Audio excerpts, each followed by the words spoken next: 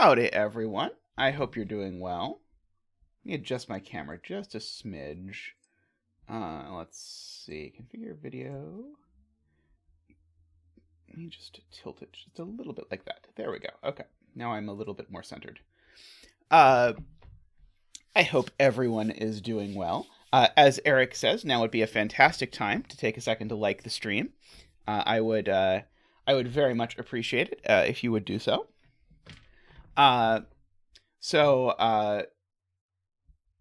Tristan would also like me zoomed in. I think Tristan likes it very close up. Let's see. I never quite know like how intimate people want the camera. How about that? We'll do that. Alrighty. In case you didn't hear me say it last time, I did put up a new puzzle. So if you are into Zeta puzzles and you want to do one, I put up one called Baby Dragon, which is a hybrid of 10 lines and yin yang. I actually just over breakfast this morning watched a Wen Chang feature of that. If you have any interest in watching someone do Sudoku in Chinese, Wen Chang is, I believe, the premier Sudoku in Chinese YouTuber.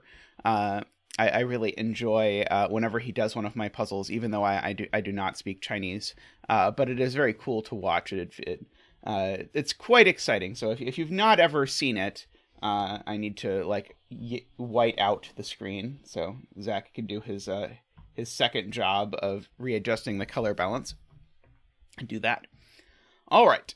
But the puzzle, Tristan says the audio filter's already wrong, even though I just said it. One moment. I will fix the audio.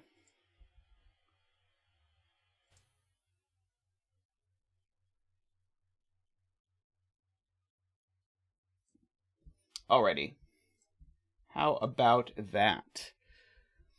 I think what happened is I set it, and then I started streaming, and when I started streaming, the fan spun up, and so then the audio was not set to compensate for the fan. Alrighty. So anyone who has not yet, please like the stream. And let's look at this puzzle that my supporters have voted on. This is an arrow puzzle by Playmaker, who is, I think, most famous for arrow puzzles. But this puzzle was voted for by my supporters Woofer, Neverio, dumediat, Josh, Tallcat, Russ, David, and one of our newest windmills, Zendari. So thank you, Zendari, and thank you to all of you. So as usual, I dedicate the solve of the puzzle to the windmills who voted for it. If you're not aware how this works, the people who support me on YouTube or Patreon at the windmill level or above, they get to see all the puzzles I'm thinking of doing and vote for which ones they'd most like to see. And then I do at least one of the most voted on ones every stream. So we're starting with this one. If you want all the details about that, you can click the join button down below. And you can support the stream for as little as $5 a month, which, given I stream about 50 hours a month, probably a fair deal. But let's have a look at this. So this is a pure arrow puzzle. So the digit in an arrow circle is the sum of the digits along the line. So, for example, these could be 1, 2, and 4, and that could be a 7. Because 1 plus 2 plus 4 is 7. And those are the rules of arrows. I'm going to start by doing the arrow thing. Which is to note that this has to be 6, 7, 8, or 9, because the minimum I could make these digits sum to is 6, if these are 1, 2, and 3. I am noting that we're already sort of maybe going to be asking the Tallcat question of where this digit goes in row 6. We should also be adding a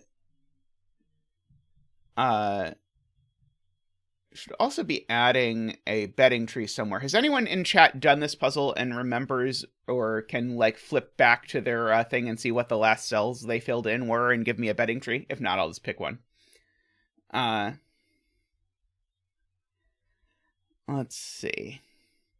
For similar reasons, these digits are at least 5. Oops. Tristan is working on a link, I believe, possibly. He said in chat he was working on a link. There you go. There's a link. So Tallcat is going to find for us a betting tree. The reason why this is at least 5 is not actually that these two sum to at least 5, which of course they don't, but these 4 together sum to at least 10, because 1, 2, 3, 4, 5, sorry, 1, 2, 3, 4 is 10, and so this has to be at least half of 10. So this has to be at least 5. That has to be at least 5. Hey, Perla. Hey, Naverio. Row 2, column 8. Okay, row 2, column 8. We will go with row 2, column 8. Let's see.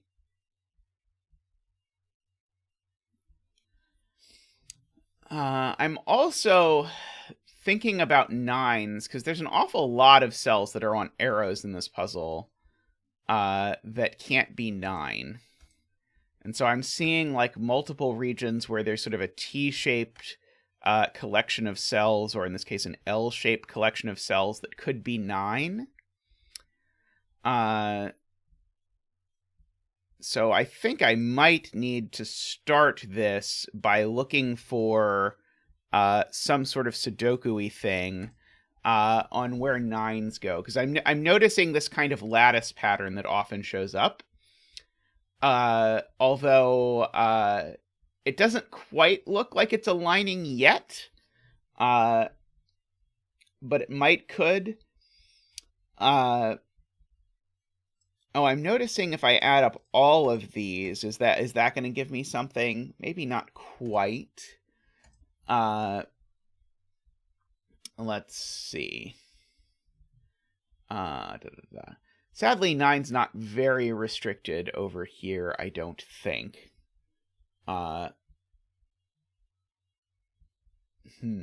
Okay, so is one of these circles, if it's 9, going to rule 9 out of something? See, if this is 9, then it forces one of these two to be 9, which is interesting. Because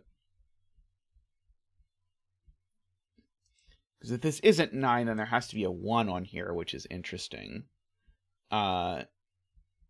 But the second I make one of these 9 or that 9, I sort of do a lot of restriction because of these T-shapes. Like, the T-shapes are what has me particularly interested in specific digits.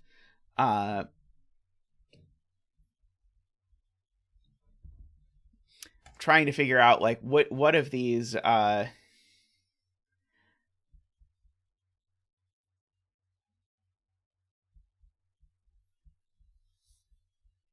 Oh, let's see. Okay, Liam believes that if I made this a 9, I just proved that it breaks. So if this is a 9, then one of these is 9. So one of these two is 9. Ah, yes, and therefore 9 doesn't fit in box 8. Right. Liam is absolutely right. I've now ruled 9 out of the L. So this digit is not 9. Liam is correct. Ooh, and we have a $10 donation from David Ratner, who says, my RV road trip vacation has been prosperous. So since I prosper, Zack gets to prosper. Thank you very much, David. We get to do a donation dance. Woohoo!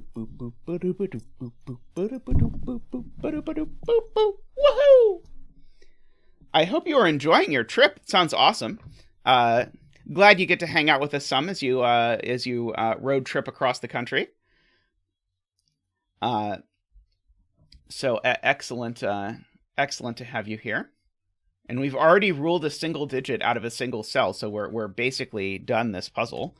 So now that this can't be 9, there's a 1 in one of these cells. Oh, and this isn't yellow anymore, importantly. So let's see. Ooh, excellent. And Tallcat makes a donation. Says, seeing as David has been prosperous, Zack gets double fish tonight. Excellent. Congratulations, Zack. We get another donation dance. Woohoo! Woohoo! Thank you very much to both David and Zack. Sorry, David and Zack. Thank you very much to both David and Tallcat from Zack and I. Thank you very much. We appreciate it very much. All right. So if none of these were 9, because I'm now noticing that these crisscrossing arrows mean that if I don't put the 9 up here, then I automatically put the 9 on one of these, which takes care of the 9 here. So I think that means neither of these can be 9, right? Yeah, neither of these can be 9 for a similar reason. If either of these cells were 9, it would force one of these to be 9, which would force the 9 back there into the box. So we've got that collection. And now, interestingly, if either of these circles is 9, it places a 9 exactly here. So let's see. I can yellow in this box just momentarily. Let's see. Row 5, column 2, being 9 would break in a similar way. If this is 9... it forces one of these two to be 9, which forces one of these two to be 9. And now, wow, that's a really complicated spot, Liam, because one of these two being 9 rules out either of those being 9 because of the clones and rules out that being 9 because of that. So Liam's point, this is never 9. I agree. That was very cool. I would never have spotted that in a million years. But that was very cool. So let's see. Is this being 9 now interesting? If this is 9, that's 9, which rules 9 out of all of those cells, I suppose. And rules 9 out of these two cells, so therefore 9 would be here exactly. I don't even remember what we're doing anymore. Yeah, I was doing, if this is 9, what happens? So if this is 9, that's 9. Therefore, that's 9. And therefore, one of these two is 9, but that's maybe not so interesting. All right.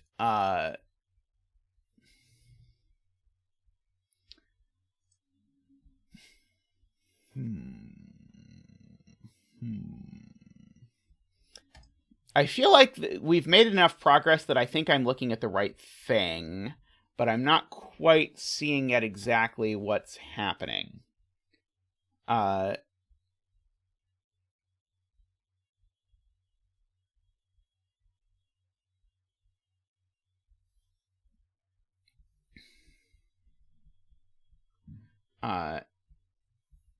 Row 8, column 7, 8, 9 can't be 9. Ah, right. Okay, beautiful spot from Jenna. If any of these are 9, then it forces this cell to be 9, except it can't be because that would put two 9s in the same row. So Jenna advances our cause further by actually saying, oh, none of those are 9. So that's very interesting. The two people who've solved the puzzle before in chat want me to look at where these two circles go in this, and the point is one of these two circles goes on this arrow, but I don't see what to do with that for this particular moment. So either there's like a little 9 Jovi wing down here, and that's 9, or there's not a little 9 Jovi wing down here, in which case those two are 9.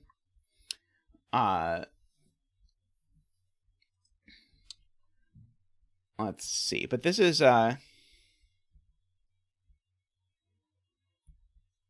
starting to look like it's forming the kind of pattern that we're looking for, where we've got something where when we take a row and column together, we're going to get something meaningful.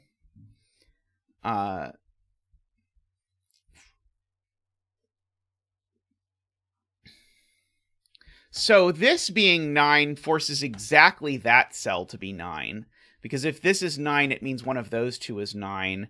And if this is 9, that certainly can't be 9 because it's on the other side. So if this is 9, I get a 9 exactly here. Is that interesting? I don't know that it's interesting.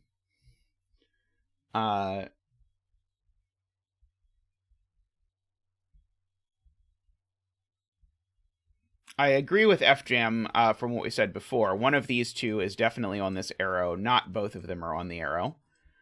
I'm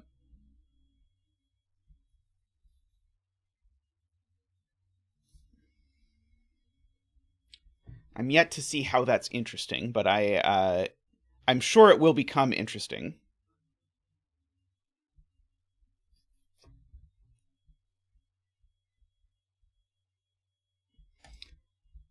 Okay, so smart point from Tallcat. This circle digit has to go on one of these arrows. Because of the backwards pointing thing over here, this digit has to go in one of these cells in this box. Which is forcing one of these to be largish. I don't think it does anything yet, but I think it will. It's the kind of thing that if we string that deduction together with a few other deductions is going to become interesting.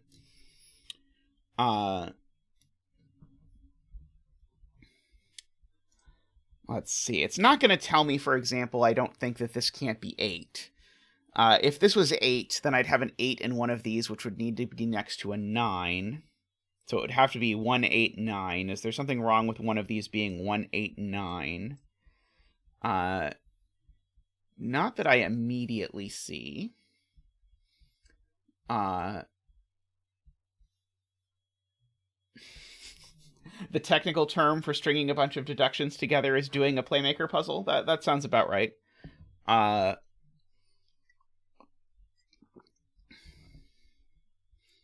Let's see. Hey, Jay, how are you doing?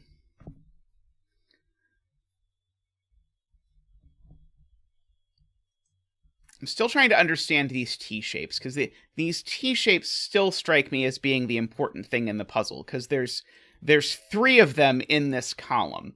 But it's possible I should be thinking not just about 9, but that I should think about... I should think about like digits like 8 as well.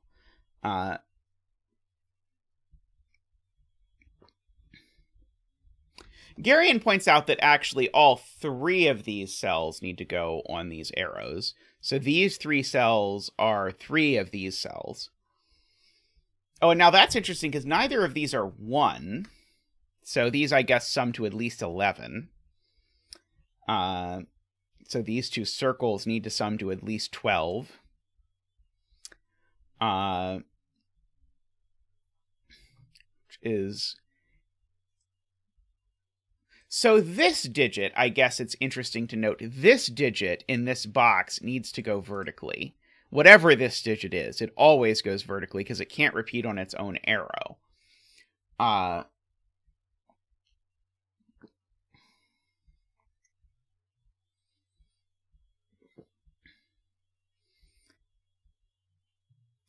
It's not quite there.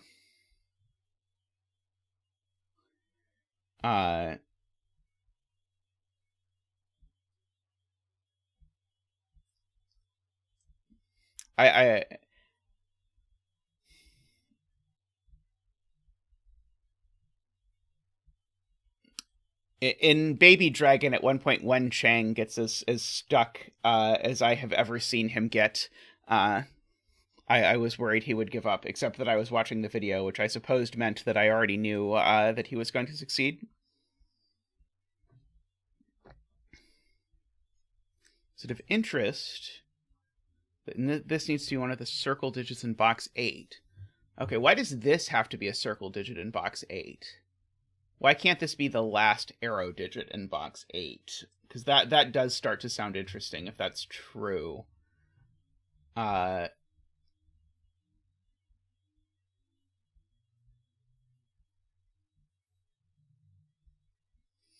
FGem makes a good point that actually this sum's it's a little bit more restricted than I said. Because I said this could be 623, but it certainly can't be 623 because I could never make this arrow add to 6 if these were a 2-3 pair.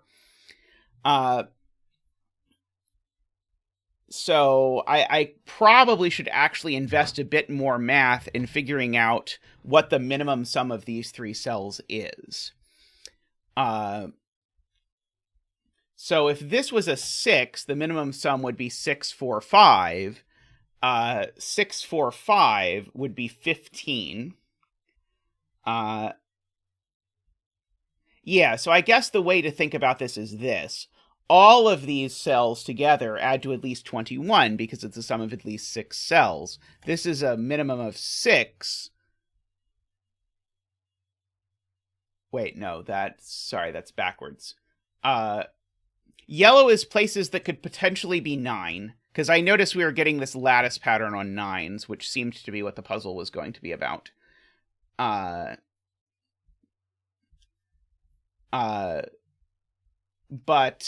I'm now trying to decide if I believe that these 3 cells always sum to at least 15 or not. Because if that's true, that's interesting. So if this is 7, 1, 2, 4, then these have to be at least 3, 5. That's also 15. If this is 8, then... they're the sum of 5 cells. That's the smart way to see it. Okay, 57 Thorn sees the smart way to see this, which is the sum of these 3 cells is actually the sum of these 5 cells. And so these do have to sum to at least 15, because 1, 2, 3, 4, 5 is 15, which means that these are a 7-9 pair, I believe, is going to be the punchline of this. Because these now need to sum to at least 16, because they have these 3 cells that sum to at least 15 on them. But Tallcat already told us it was obvious these couldn't be an 8-9 pair earlier, I think. I'm going to try and remember exactly how that worked. Yeah, if these were an 8-9 pair, I couldn't put 8 and 9 over on this. So I would need to put the 9 here, and 1 8 here, and 9 here. Except that now this 9... I've lost track of exactly how this works. But I do believe that these can't be 8, 9. In any event, I can ignore that for now and just write 7, 8, 9 and corner mark the 9s here, just to get rid of some of the yellow. So now one of these 2 is 9. So now this certainly isn't 9. These aren't 9. That's not 9. So we've got that now. And so now the point, I think, is... So here's the easy way to see it. Now I can't put 8 in these cells. Oh, maybe not quite. I could still put 8 there, theoretically. Oh,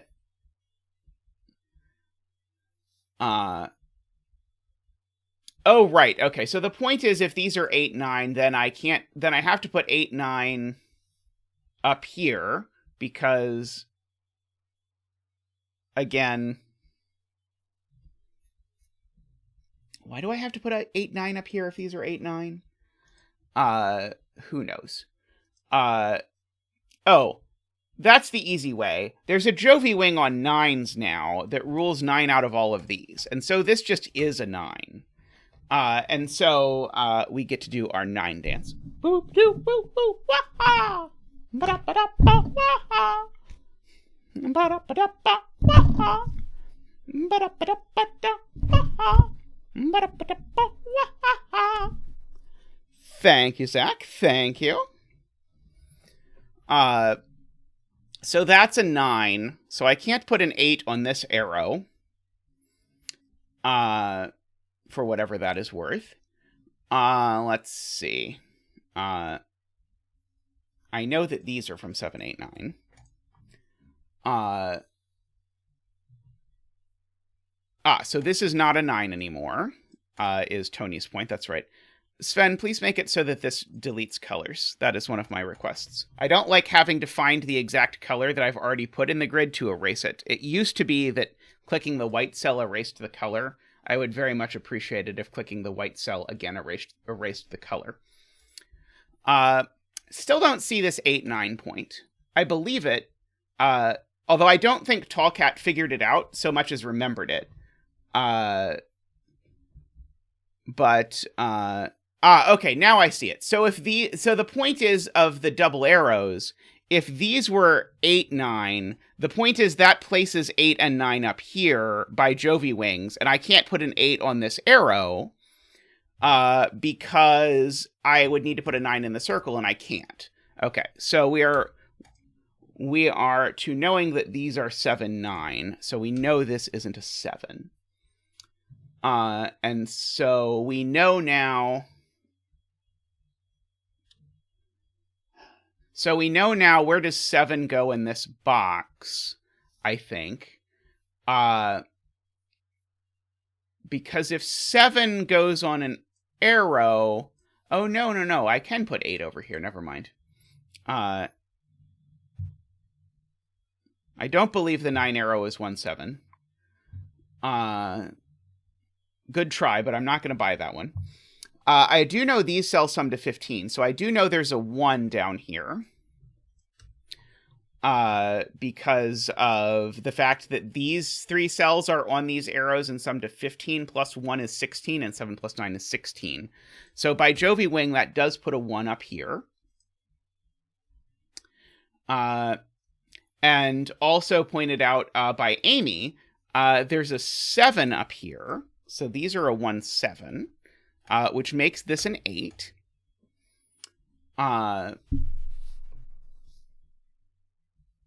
Which is useful, I believe. So now 8 in this box, I know is in this row, because 8 can't go on a length 3 arrow. So 8 is up here, and so in this box, 8 is down here. So the only way that works is if this is a 1-8, which makes this a 9 and a 7 and a 9 and a 7.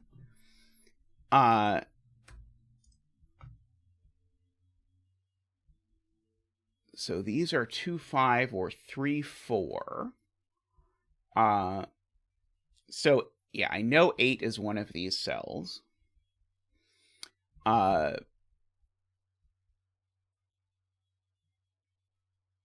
Let's see.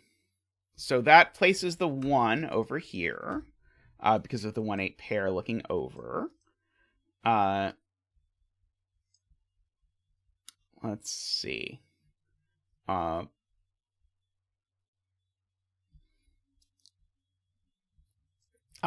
So here's an easy point. This digit's not 7 anymore, because if this digit was a 7, then I would need to place 7 in one of these 2 cells, which would break. So this digit's never 7.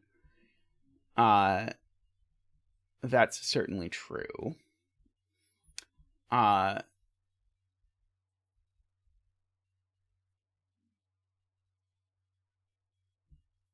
If these were 2-3, this would be 6 and at least 4-8. So I guess the point is I know these 2 digits are these 2 digits, right? Because the whole point is these 3 digits go in these cells. Well, I know... Oh, not quite. One of these 2 digits is one of these 2 digits. It's a little bit more complicated than that, unfortunately. These 3 digits are an 8, and these 2 digits. That is true.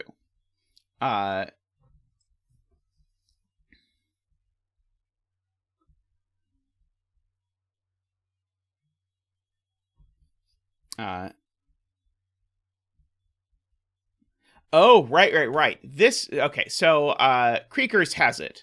There can't be a 6 here, because if there was a 6 here, there would be a 6 on the 7 arrow, and it would go with 1. Okay, thank you, grkles. That is well spotted. So that's an 8. And so now these are 3, 4, or 2, 5, and they're the same 3, 4, or 2, 5 that goes there. Oh, I can get rid of... That's what Isabella was saying. I can get rid of the color on the 7s, because the 7s aren't 9s. Oops. I did not mean to do that. I think I'm back to this. Oops. Let's see. Okay, so 3, 4, or 2, 5. And then what are the other digits that live up here? So yeah, so now we know where 6 goes in this box, is the point. Because 6 in this box can't go on this arrow, and we just said 6 can't go up there. So this is a 6. And so this is 2 pairs that add to 7, and I misspoke before. That pair that adds to 7 is that pair, and this is the other pair. So these digits... So the thing I tried to say before is now true. These digits really are these digits.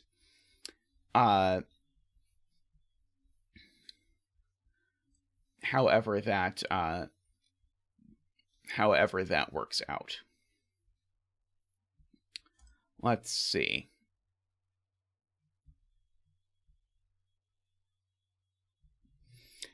So if I don't put a 7 on one of these arrows, this is a 7-9 pair. Is that a problem? If I do put a 7 on one of these arrows, that digit's an 8, and there's a 1-7 in here. I don't think either of those is immediately compelling. But it is if I use Garian's point, because none of these cells can be an 8. Because this can't be an 8 because this cell isn't yellow. So I know 8 is in one of these two, so this isn't 8. So now I know 7 in this box does join the 9, making this a 7-9. Thank you, Garian. So there's a 5 or 6 over here. The fact that this is a 6 means... or this is a 5 or 6, means these add to at most 12. The largest number I can put in a sum to 12. Oh, but I could never put a 6 in a sum to 12 because this would be double 6.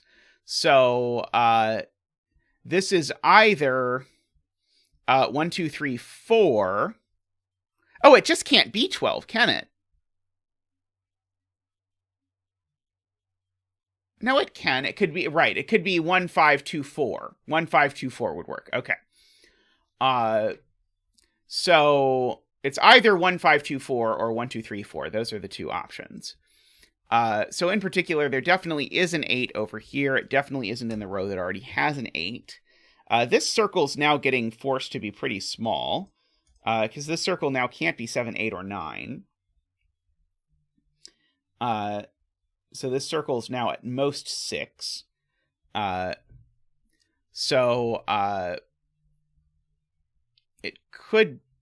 can't be 3, actually, because if this were 3, that would make this a 1, 2, which would look over at this and make this too big. So this is not a 3. There's always a 4 and a 5 in these digits. So in fact, I think this just is a 6. Like, I think this literally is just a 6, right?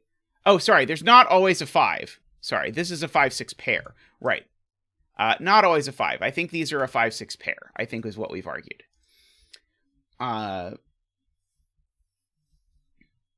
So these are a 5-6 pair.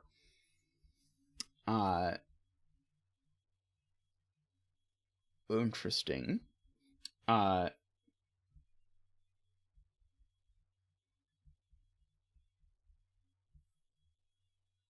Right. Okay, Jay Dyer has the smart way to see it, which is that either this digit's a 5, in which case this digit's not a 5, or this digit's a 6, in which case one of these is a 1, 5, and this isn't a 5. So this is never a 5, is Jay's point. It's always a 6. That is very well spotted to Jay.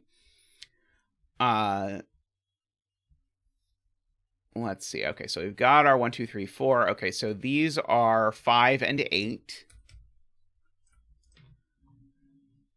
So these digits are 1, 2, 3, 4. Yeah, they're 1, 2, 3, 4. This one I know is not a 1 because there's a 1-8 pair in the box.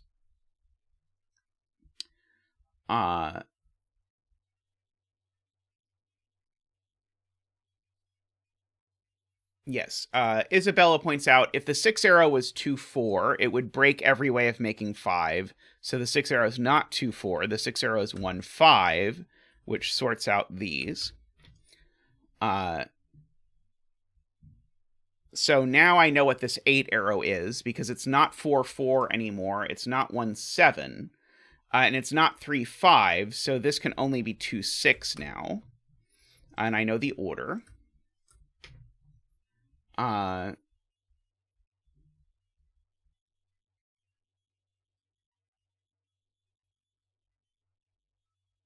So, no 8 there.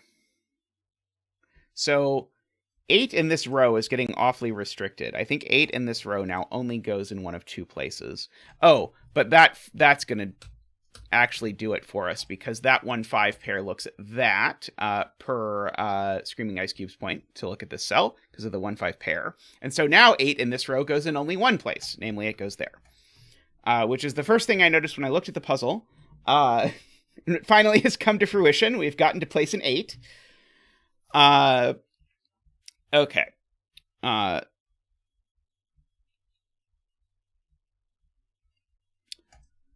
So that means there's an 8 up here somewhere.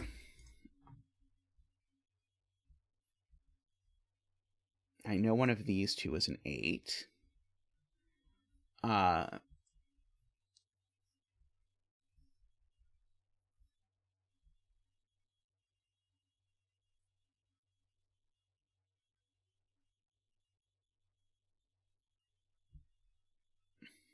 Where is 3 in row 6?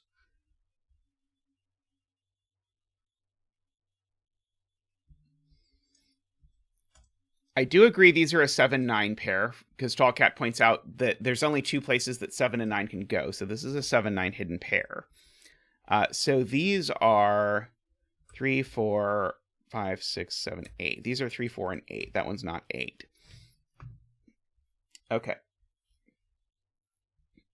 And so now these are a pair, and they are a 1 and a 2, which means there's also a 1 up here, actually, by Jovi Wing on 1s. Okay, these are going to be a quad. So we've got 1, 2, 3, 4, 5, 6, 7, 8, 9. None of these are 5, though. Oh, right. They're not 5 because I just shouldn't have written 5 in there to begin with. And that one's not 9.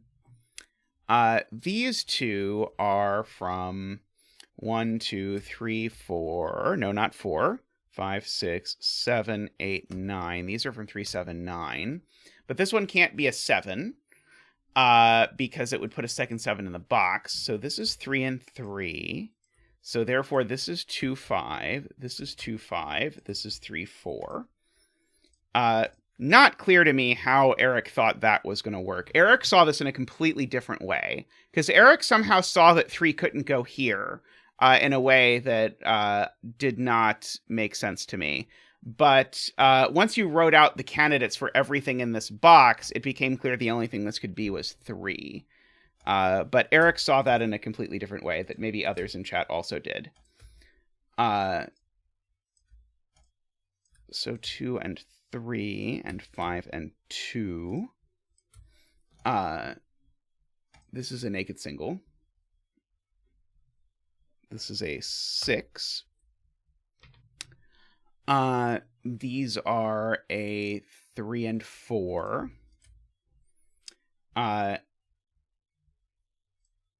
These are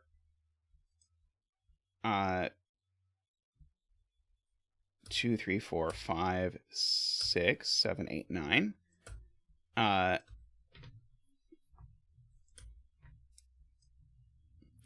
So asking where does 3 go in row 6 is saying, look for a hidden 3, but it wasn't a hidden 3, it was a naked 3, is what happened. So this digit's now at least 4, just because there's a 1, 2, 3 triple in the box. So this digit's at least 5, but it's not 5, 6, or 7, or 9. So this digit just is an 8. So that digit's an 8. This isn't an 8. This isn't an 8. We can put down our yellows in this box now that there's a reasonable number of them. So let's see. So this can't be 2, 6 because it would require I put a 6 there. 1, 7 looks good. 3, 5 looks good. So this is a 5 or a 7 to make 8. This digit also, I guess, is at least 5, but that's not a big deal. Let's see. We can pencil mark this. So it can't be 1, 2, or 3. It can't be 4 or 5. I think it could be 6 or 7. Can't be 8 or 9. So this is only 6 or 7 for what it's worth. So that gives me a 6, 7, 9 triple in the column, which means that this digit's a 1, 4, or 8, and it's not a 1. So this digit's only a 4 or 8.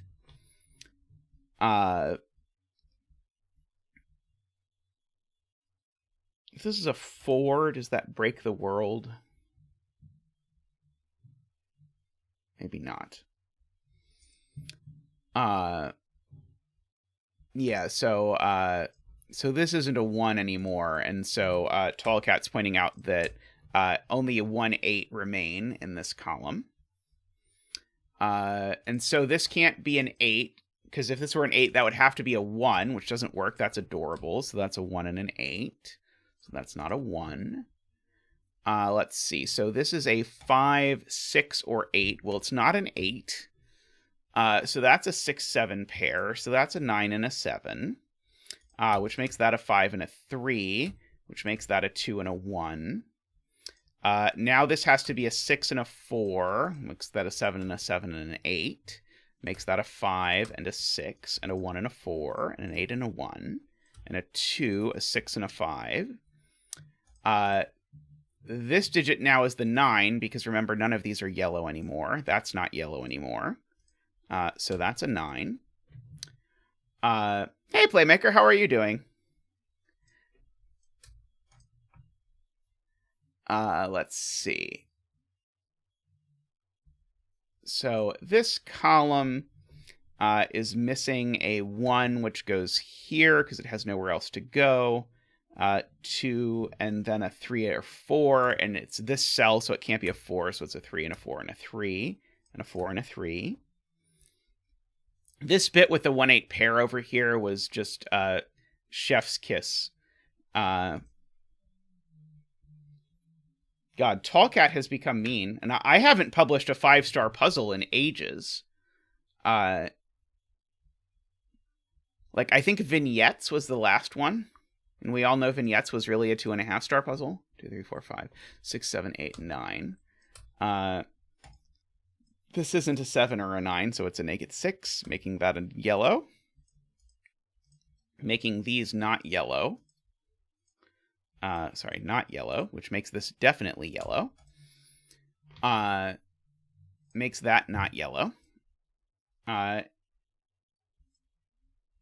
Makes this yellow just by Sudoku on yellows. So we've got a 9 and a 9, and a 7, and a 1 and a 7, and a 2 and a 1, and a 4, and a 7 and a 7. 1, 2, 3, this is a 4. I still need a 2 in one of these two cells, and I have no idea where it goes. 4, 5, and I need a 5 in one of these two cells, but I do know where it goes. So these two are a 4, which goes there, and a 6, which goes there. This one is a 3, and the bet cell is a 2. So congratulations to all of the 2-betters out there. May all your betting tree wishes come true. Very nice. I set one 2-star puzzle once. Someday I will set another 2-star puzzle. It has not been my strong suit so far. But I really, really like the 2-star puzzle I did set, so there's that. Alrighty. Yes, that was very nice. I liked the puzzle a lot. I think this is one where the solve was slightly harmed by the fact that seemingly half of chat had solved the puzzle before and so knew exactly what things to tell me, which I think sort of like hurt some of the discovery, but very neat and well put together puzzle. I enjoyed that quite a bit. And the 1-8 pair here was just magnificent. That the way that sort of played around this was just perfect. Alrighty. I'm going to take a quick break, and then we're going to be back with a grkles puzzle. So be right back. Welcome back, everyone. Let's make the grid here a little bit bigger. Let's try that. Oh, that looks good. Okay. I guessed correctly the size to make this. Oh, let me scoot a little closer. I am too far away. There we go. All right. So we have here a grkles puzzle. I don't know the name of the puzzle, but it is a grkles puzzle. So we have normal Sudoku rules. Clues outside the grid are numbered rooms puzzles, are numbered rooms clues. So this digit here is placed in whatever cell this is. So for example, if this digit is a 3, it's saying to place the 2 in the 3rd cell, which would be that one. Never mind that there's a 3 already in the row, all that kind of thing. So those are numbered rooms clues. And then these pills are address book clues. So if this is a 2, a 3, and a 7, this is saying that the digit in row 2, column 3, so aka that cell, is a 7. So this would also be a 7, which would be a problem because that would be 3 7s in a row. So those are the rules. I think this first appeared in my puzzle address book like a bajillion years ago, but then I think Shy made a much better puzzle with this, and grkles has really set a bunch of neat puzzles using this. All right, so let's have a go at this. So these two cells have to sum to 10. So I'm going to go ahead and I'm going to mark them just both in yellow to remind me that they have to sum to 10. And the reason why they have to sum to 10 is because wherever the 6 goes, so say the 6 went here, then this would be a 3 and that would be a 7. It's because of the fact that it's indexing the same digit from both sides. Does grkles have a suggested betting tree for this puzzle, by the way? That is a good good question. grkles is thinking about the betting tree.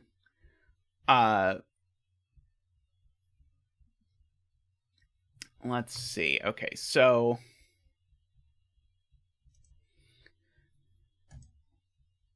I'm looking at some of these clues and things. So this one's referring to where the 1 goes somewhere. This one's referring to where the something goes in column 3. But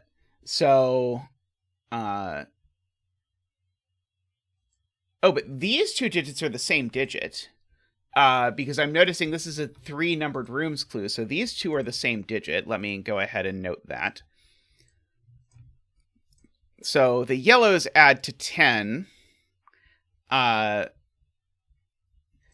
The purples just are the same digit. Garion points out these can't be 1, 9, because neither of these can be 1. And they can't be 4, 6, because neither of them can be 6. So these are really only 2, 8, or 3, 7. And that one's not a 3, so that one's not a 7. And this one's not a 2, so that one's not an 8. So we actually only have a handful of options there. This purple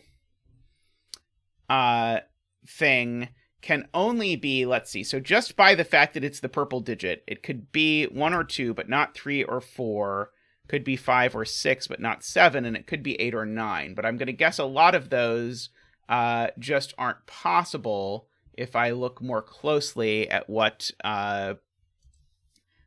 is going on here. Because this is saying that the digit that goes in row 3, in row this, column 3, so one of these cells, is that digit. So this can't be a 1 or a 2, because it would be talking about this digit would go there or there, which end up in the same box. So this digit's never a 1 or a 2. So we're down to 5, 6, or 9 as options for this. So 5, 6, and 9 are my options. Well, it can't be 9 because row 9, column 3 is a 3. This would make this digit a 3. That's not going to work. So these aren't 9. So 5, 6, or 8. One of those cells is equal to this cell. Let's see. Okay. I was waiting. grkles said he was going to give me, okay, row 4, column 8. Okay. I was waiting for grkles to give me a clue, and then he did, and I didn't notice. Row 4, column 8 is there. So here is your betting tree. Here's a good point. 1 by Sudoku just is placed here now. I think this is Jay Dyer who said this. This number just is a 1. So we've got a 1 in one of these cells. Row 2. This is where row 2's 1 goes. So row 2's 1 can only possibly go in one of these places. So that is to say, row 2's 1 can only go in 4, 5, or 6. So this can only be 4, 5, or 6. But these two need to add to 10. Sorry, these two cells need to add to 10, so neither of them is a 5, and this is also a 4 or a 6. So in order to make these add to 10. So because of the numbered rooms version of that. Row 2, column 4 or 6. One of these two is a 1, is what this is saying. And row 3, column 4 or 6 is a 2. So one of these two is a 2, is what this is saying. So this digit's a 2 now, is what we're saying, because 2 by Sudoku is going here. So this is a 2. Given that, now I'm saying that 5, 6, or 8, 5, 6, or 8, one of these cells is a 2. I was going to say, well, it's not the 5th one because of that 2. Oh, it isn't the 5th one because of this 2, but I have to think about that through one more layer of distraction, because the 2 in this row goes in the 4th or the 6th spot. I just didn't pencil mark it. So one of those is the 2, so this is not the 2. So what I'm saying here is purple is not 5. So purple can only be 6 or 8. I know there's 1s over here. I know people in chat are excited about 1s. We'll get to the 1s.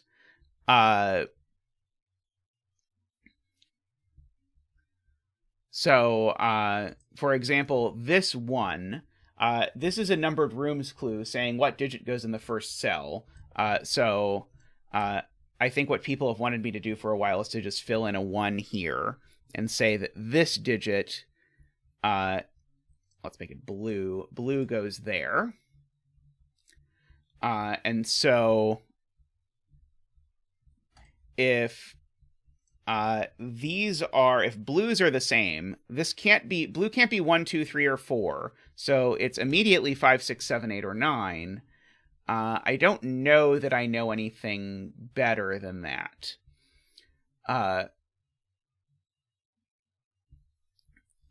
Immediately.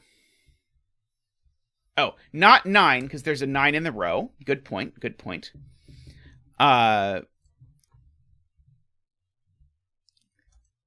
This is this is talking about column 9, and this is talking about the location of a 9. So no, this is talking about the location of a 1, right? This just is a 1 because of the 9 here. The numbered rooms clue 9 is telling me what digit to put in this cell. Therefore, this is a 1.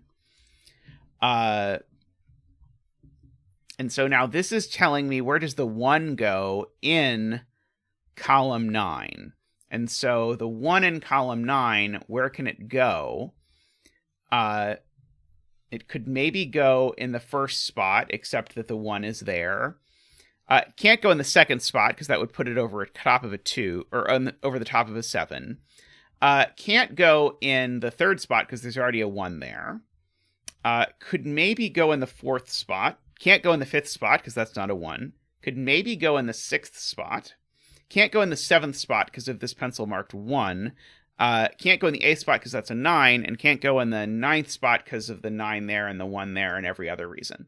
So this digit's only a 4 or a 6, and the fact that this is only a 4 or a 6 tells me that one of these two cells is definitely a 1, which now tells me that one of these two cells is definitely a 1, coming up here. Except this one can't be a 1 because there's a 1 looking at it, so that one in fact just is a 1. Through the power of magic, also known as Sudoku.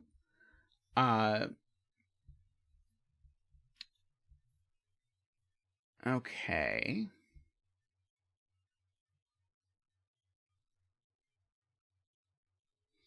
And this clue is exactly the same thing. It's telling me what digit goes here, so this is a 1. So this is now telling me where the 1 goes in column 1. And so in column 1, the 1 goes in row 8. So blue isn't 8 anymore.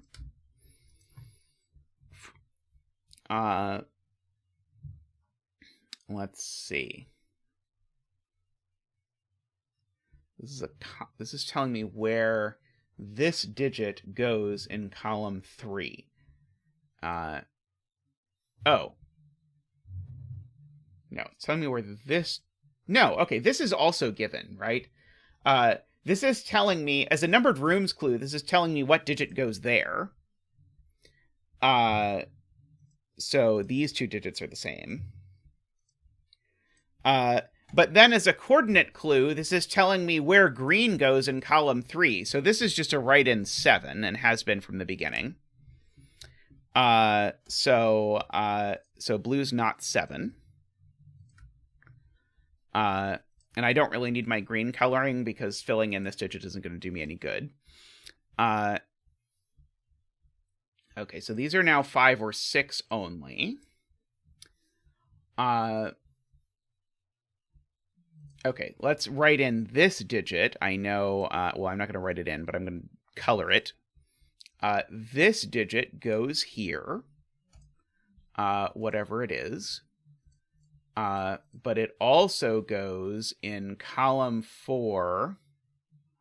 So, yeah, that digit goes there. And it's also the row that purple 6, 8 goes in. That's what we're saying. It's the row the purple 6, 8 goes in column 4 is the point. Okay. I don't think I immediately know what to do with that. Let's see.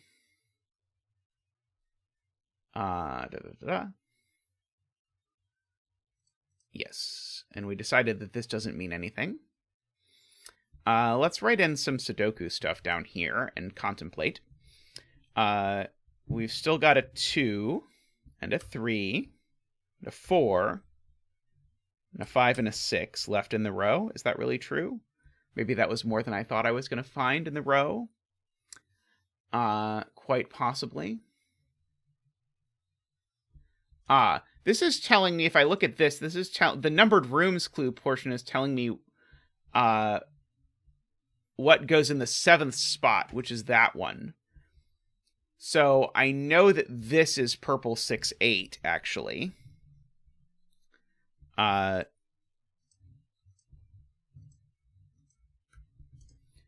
So this is asking me where... So now this is talking about where purple 6-8 goes in column 7. Which I don't think I know other than it's not 2. This is the same deal. This 2 is talking about this digit. So this digit here, we'll make that red. By numbered rooms clue, this goes here. And so this is talking about where the red digit goes in column 2.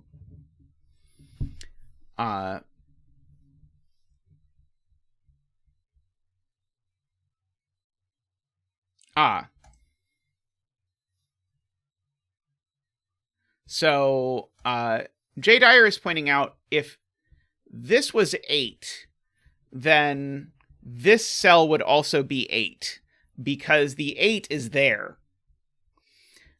So this can't be 8. And so that means that this is not 8, that purple is in fact 6. The reason why that's a problem, by the way, is that then these two cells in the same row would be the same. So this is in fact 6. Which is going to do a bunch of stuff. In particular, it's going to make blue 5. Oh, I realize we've not done our dance yet. We've got to do the 5 dance. Woo! Woo! Woo! Waha! Wata! Woohoo! Waha! Thank you, Zack. Thank you. Always appreciate your work around here. So if that's a 6, this is talking about where the 6 goes in this column. Which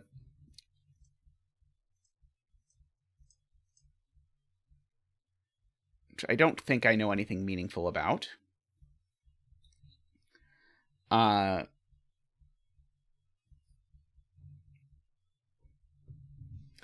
These aren't 5 anymore, of course. Oh, so the 2 in this row is definitely in this collection, because that's not a 2. So the 2 is, as the 3 are both here, so therefore this is a 7 and a 3. And as soon as that's a 7, that makes this a 6.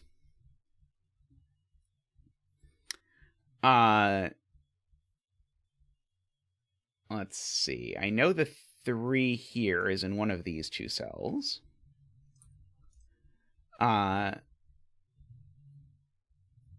This is just a triple. Might as well fill it in. 2, 3, 4, 5, 6. This is just a 7, 8, 9 triple.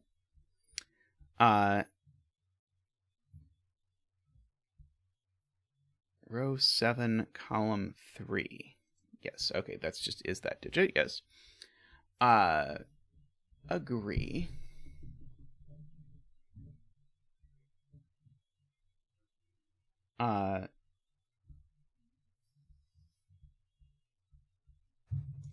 I'm being told this is somewhat limited. Well, let's see. It's not a 9 or an 8 or a 1, because those are in the box. It's not a 2, because that would be placing a 4 on top of a 9. It's not a 4, because that would be placing 2 4s in the column. It could be a 5. It can't be a 7, because there's already a 7 in the column. It can't be a 3, because there's already a 3 in the row. So I believe this is down to 5 or 6 immediately. which tells me that one of these two is a 4.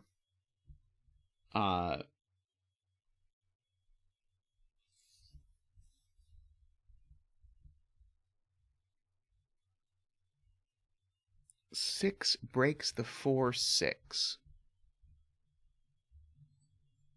Oh, right. 6 does break the 4, 6. That's cool. Because if this is a 6, I make that a 4, and now this has no value. So in fact, this is actually a 5, making this a 4. That's a very good spot to Liam there. And now we know that row 3, column 4 is a 2, making that the 2 and that the 2. Making that the 2 down here, which probably I have had a Jovi wing there for some time. Very cool.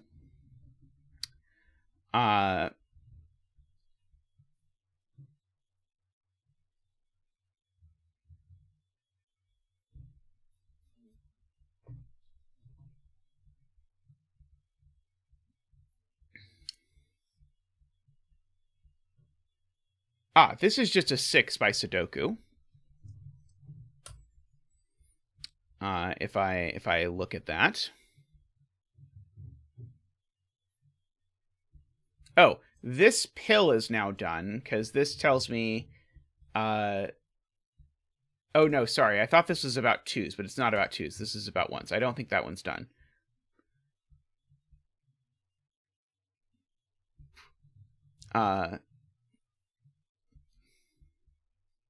Is this one new? 632. Okay, yes. This 632 tells me there's a 2 here, is what Garian is telling me. So that's telling me there's a 2 up here somewhere. This 4 looks over and makes that a 6. So now row 2, column 6 is a 2. Uh-oh. We broke it. What did I do? Oh, it's because it doesn't say it's a 6. It's because it says it's a 1. There we go. Okay, it's not broken. Is a 1. I failed to read this number as a 1. No one here anymore. Let's see. 2, 3, 4, 5, 6, 7, 8, 9. Left over here.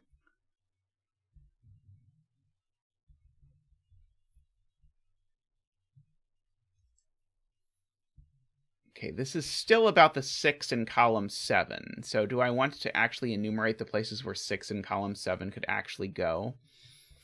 Well, it can't go in the first spot, or the second spot, or the third spot.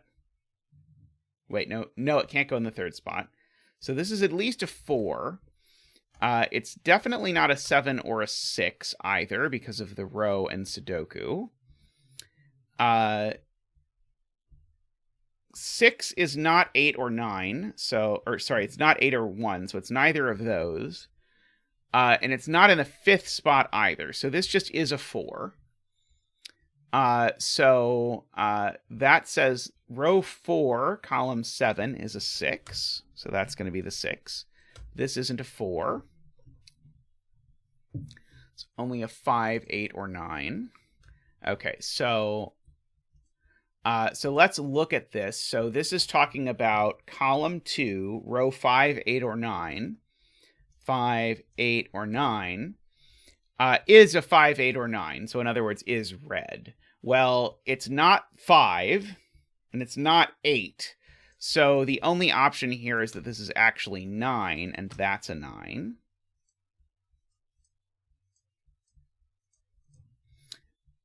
So this is a triple. I can rule 9 out of those in 4. Those are a 5, 8 pair. This is my triple of 3, 4, 5, 6, 7, 8. 3, 5, and 8. No 8 here. No 3 here. No 5 here. Ye old chocolate teapot triple. But that means that there's no 8 over here, which means that this is an 8.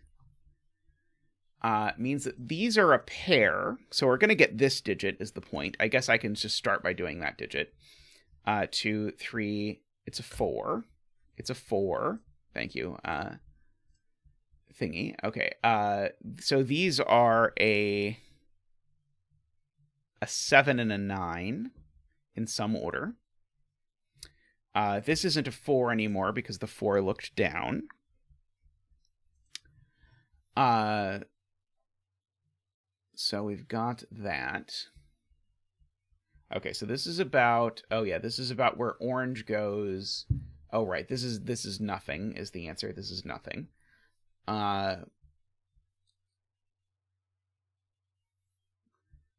One of these two is a 6. I know that much. The 9 in box 7, Tallcat tells me, looks up. So one of these two is the 9 for this. Let's fill in this column. That's probably the easier thing to do. 2, 3, 4, 5, 6, 7, 8. These aren't 7, for sure. Row 8, column 8, Philippe points out. This is known because that 4 looks down and makes that a 6. And so row 6, column 9 is a 1. So that digit's a 1. A little unfortunate, actually. It's not where we would have preferred the 1 to be. So one of these two is a 1. So these are 2, 3, 4, 5, 6, 7, 8, 9. I know this isn't a 3 or a 4, and this isn't a 3 or a 4 by the column, so that's a 2, 7 pair. So these aren't 2 or 7. These are a 3, 4 pair, so that's not a 4. And in fact, that places the 4 in this box here because of the 3, 4 pair looking over. So that's not a 4, and that's not a 4. So these are from 2, 8, and one other digit yet to be named. 2, 3, 4, 5, and a 6. But that's not 6, so that is 6. This 2, 8 pair looks back over and resolves the 7 and the 2. These are a pair of 1, 2, 3, 4, 5, of 6 and 8. And if these are 6 and 8, then this certainly isn't a 6, so that's got to be a 3 and a 4. These are now for the box 1, 2, 3, 4, 5, 6, 7, 8, 9. That one I know is not a 1. Might be it for now. Okay. People saying we can do orange. Don't I not care about orange? Let's double check. So, so that I see now as an 8 and a 2. Because orange doesn't do anything except have a value. So I can actually just get rid of orange from the picture. But we can fill in this column because it only has 2 digits. So 2, 3, 4... These are a 5 and something else. And a 9. So this is a 5 or a 9 is the point. I don't think we know which it is yet. But we can fill these in. Wasn't this pill automatically true? I think this was one of the pills that was automatically true. Oh, no, it's not. Okay, sorry. No, it's not. This is not one of the ones that was automatically true. Most of the pills, or many of the pills that I had left were automatically true, but this one's actually not. This is about the 6 in column 4. So this is saying whether the 6 goes there, which it doesn't, or goes there. So in fact, this wasn't nothing, because now this is telling me that that's the 6. Okay. Sorry, in my brain, this had been hard-coded as one of the ones that was irrelevant, like this one. I can fill in that 8, but it doesn't do anything. But what does Simon say? I unfairly maligned this pill to, let's see. So here there's a 3 and a 4 left. Hey, Chameleon. Let's see, this row is missing a 2, 3, no, sorry, it is missing 2, 3, 4, 5, 6. This is missing just 7, 8, and 9. That's not a 7. That's not a 9 or an 8. Sorry, not a 9 or an 8. So that is a 7. So that's not a 7. Let's see. These digits for the column are what? Got 1, 2, 3, 4. We need a 5, 6, 7, 8, and 9. But it can't be 8 or 9 because we've already got the 8 and the 9 in the box. Column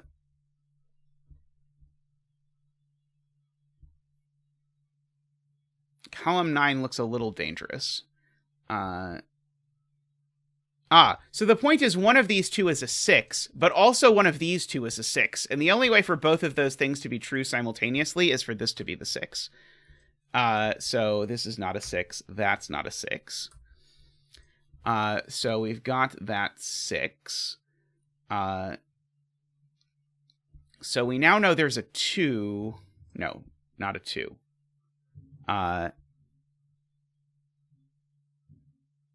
Row 6, column 7 is a naked single, I'm being told. It's not 1, 2, 3, 4. Could be 5. It's not 6, 7, 8, or 9. Okay, so this is a naked single 5. That is helpful. Possibly. So these are not 5, 2, 6, 8, or 9. So, and they aren't 1 either. So not 1, 2. Could be 3, 4. Can't be 5, 6. Could be 7, can't be 8 or 9. So these are from 3, 4, 7 only, and this one's not 3 or 7. So this one's a 4.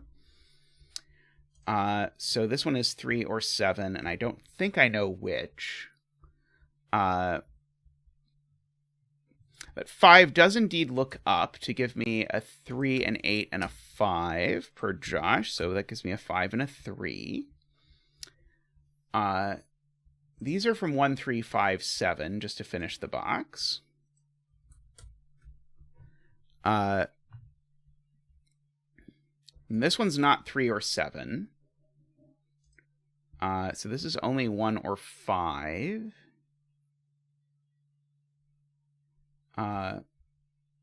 For whatever that is worth. Let's see. Yeah, column 9, if we're willing to do this. Again, very dangerous, but we'll do our best. This digit is a 2. Does nothing. Let's see. The 4 there gives me the 3. Okay, there we go. I did not see that when I scanned this before. 8, 7, 4.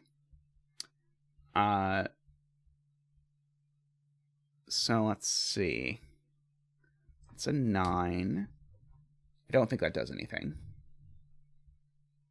Let's see. 3 in column 4. Right, okay, so this is a 3, because this column needs a 3. Okay, got it. Okay, so Josh has what I hope is going to be the final spot. So that's a 1, so that's a 1. So now that 7 looks up and gives me a 9 and a 7. The 9 looks down and gives me an 8 and a 9. The 8 looks up and gives me a 5 and an 8. The 7 looks down and gives me a 5 and a 9 and a 5. And our betting tree is an 8.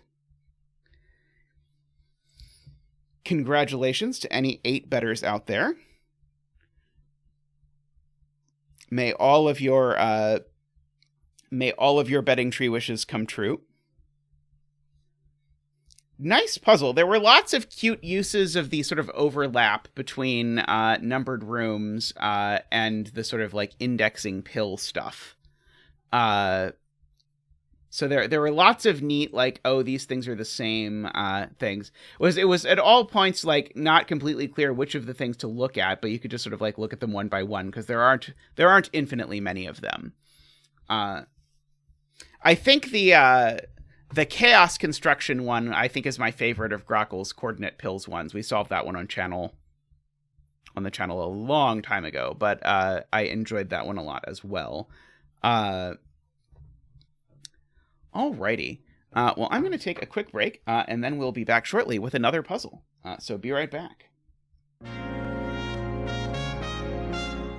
Alrighty. I return with a 10 lines puzzle by Twototenth. A 10 line, which is what all of these are, is just a string of digits that needs to be broken down into clumps of digits that sum to 10. But then additionally, we have these quadruples, which tell you you have to put the digit 2 somewhere around here. I don't know a betting tree. I'm going to put it there, but if someone in chat knows a better betting tree, let me know. But the thing I noticed right away is that because of this 1 on this quadruple, I know that one of these is a 2, 3, 5. Because this has to be a 3-cell sum to 10 and a 2-cell sum to 10. And so this is always part of the 2, 3, 5. And so what's the 2-cell sum to 10 now? Well, it can't use the 2, the 3, or the 1, so the 2-cell sum to 10 is a 4, 6. So these digits are a 2, 3, 4, 6, 5 quintuple. And if these are a 2, 3, 4, 5, 6 quintuple, then these are the rest. They include 1 and 9, 3, 4, 5, 6, and 7 and 8. Don't know quite what to do with that yet, but hey, it's something to start with. So over here, I also need to have a 3-cell sum to 10 that doesn't have a 2, so it necessarily has a 1. And now I'm noticing that the 8 actually, in this, can't possibly go on this line, because the 8 can't be part of a 2-cell sum to 10, because it would be 2, 8, and there's no 3-cell sum to 10 featuring an 8 with no repeated digits. So the 8's up here, which does two things. One is it gives me a Jovi wing on 8s, which pushes an 8 down onto this line. So that's thing 1. And thing 2 it does is to say the 8 on this quadruple is not on this side. So the 8 in this quadruple is on this side, so neither of these digits is an 8. 1, 3, 6 just doesn't work. Because if I make the 3-cell sum 1, 3, 6, then the problem is now there's no way to make a 2-cell sum to 10 at all. And so it's not 1, 3, 6. So it's either 1... No, it's not. Can't be 1, 2, 7. Why am I debating if it could be 1, 2, 7? There's not a 2 on the quadruple. Or sorry, there's not a 2 on here because there's a 2 on the quadruple. So it has to be 1, 4, 5. Is the 3-cell sum to 10 is 1, 4, 5.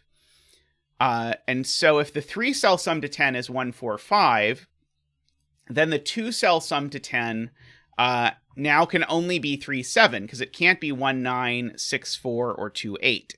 So these are 1, 4, 5, 3, 7. Oops. And I know that this isn't the 3 or 7. This is part of the 1, 4, 5. So I can fill in what this quadruple is. These are 2, 8, and whatever else is missing. 9 and 6. So there's also a 9 down here, which is quite interesting. So the 8 and 9... well, that can't be an 8 or a 9, because if this was an 8 or a 9, that would immediately break, because it would be next to another... Oh, no, not necessarily. Sorry, I was going to say something nonsensical. But this has to be an 8 or a 9. These two can't both be 8, 9. So this is an 8 or a 9 for sure.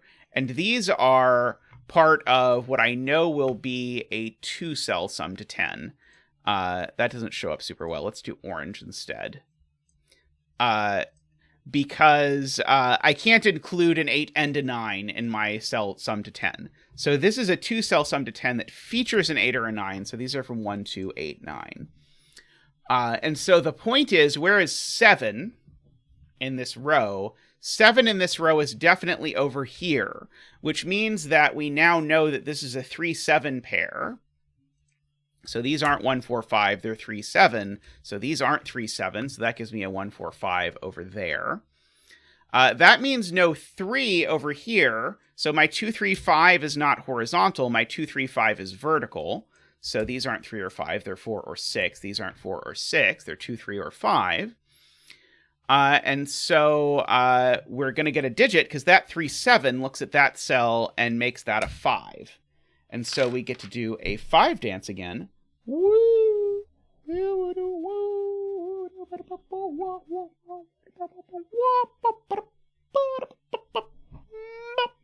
What up? Thank you, Zack. Thank you. Appreciate it. Someone around here has to like 5s. So no 5 there and no 4 here either. This is a 1 because of that. And so now that sorts out that this is actually a 2-8 pair. And so that's a 9 and that's a 1. Digits all over the place. So these 3 digits... Uh-oh, I broke the puzzle. What did I do?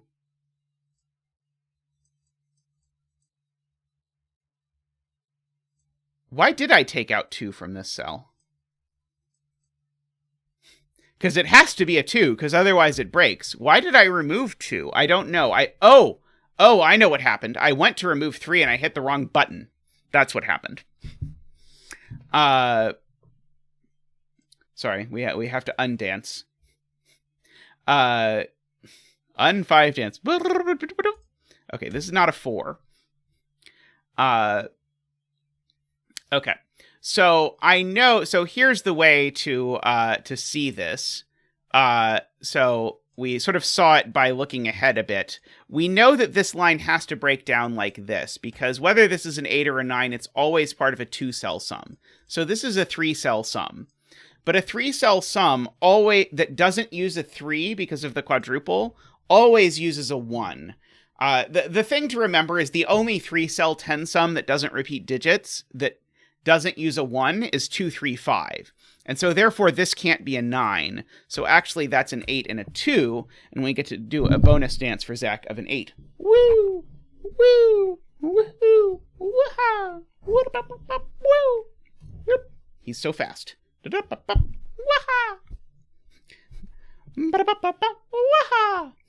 Yes, I hit the wrong button, and then, so what happened is I hit the wrong button to eliminate a candidate, and then I realized that I could eliminate the correct candidate, and then I claimed it was a naked single, which is not going to work. So these are 1, 9, so therefore that's the 5.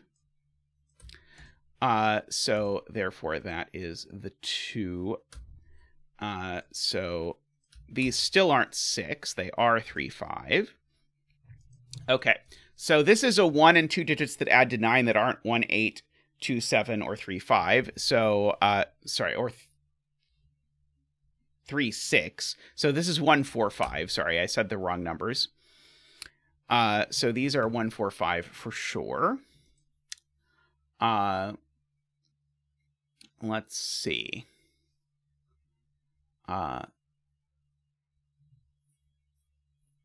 Okay, so there has to be a 1 in these cells. If there's not a 1 in one of these 2 cells, then they're a minimum of 4, 7, because the 6 isn't on the line and they can't be 2, 3, or 5. So one of these cells is definitely a 1 because of this 6 quad. I don't know if that's going to be relevant, but I saw it, so I'm going to note it for sure. Let's see. I know there's an 8 in these cells in addition to the 3. Carl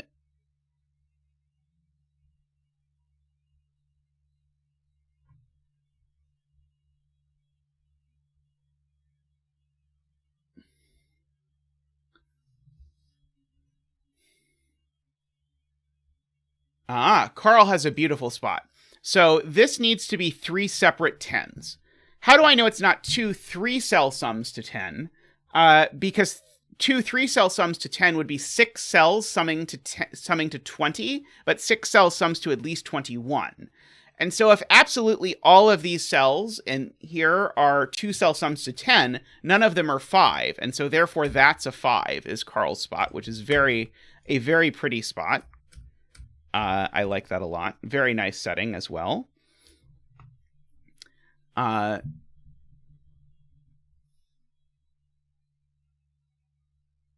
I can't put the 5 on this thing, because if I tried to put the 5 here, it'd be 5, 1, and I would need a 4 down here, but I can't have 1. So the 5 in this box is in one of these 2 cells. For whatever that's worth. Oh, also there's a 5 pointing down. That's another reason why you might not want that. So I think I might actually just be able to force this. So what if I can't possibly use a 4, because if I use a 4...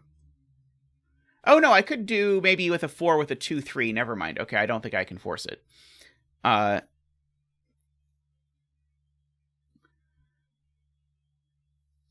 Okay, so this line is not 2, 8 by the box. It's not 3, 7 by the column. So I know this is either 1, 9 or 4, 6. Let me write that down.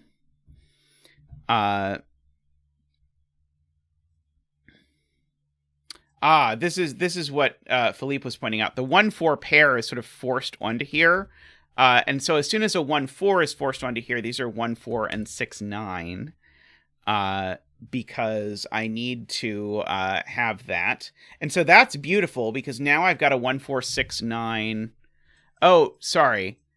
The 1 and the 4 are here. The 6 and the 9 just have to be in here. They don't necessarily have to be over there. That's okay. But that means that these digits are not 1, 4, 6, or 9. And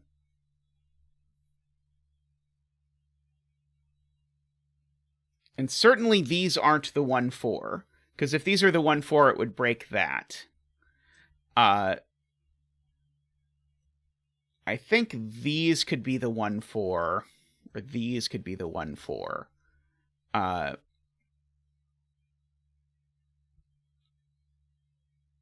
Basically, I guess the point is, this can't be a 2-cell sum to 10. Oh, maybe it could have, never mind. Maybe the 1 and the 4 could be there. Never mind. Okay. A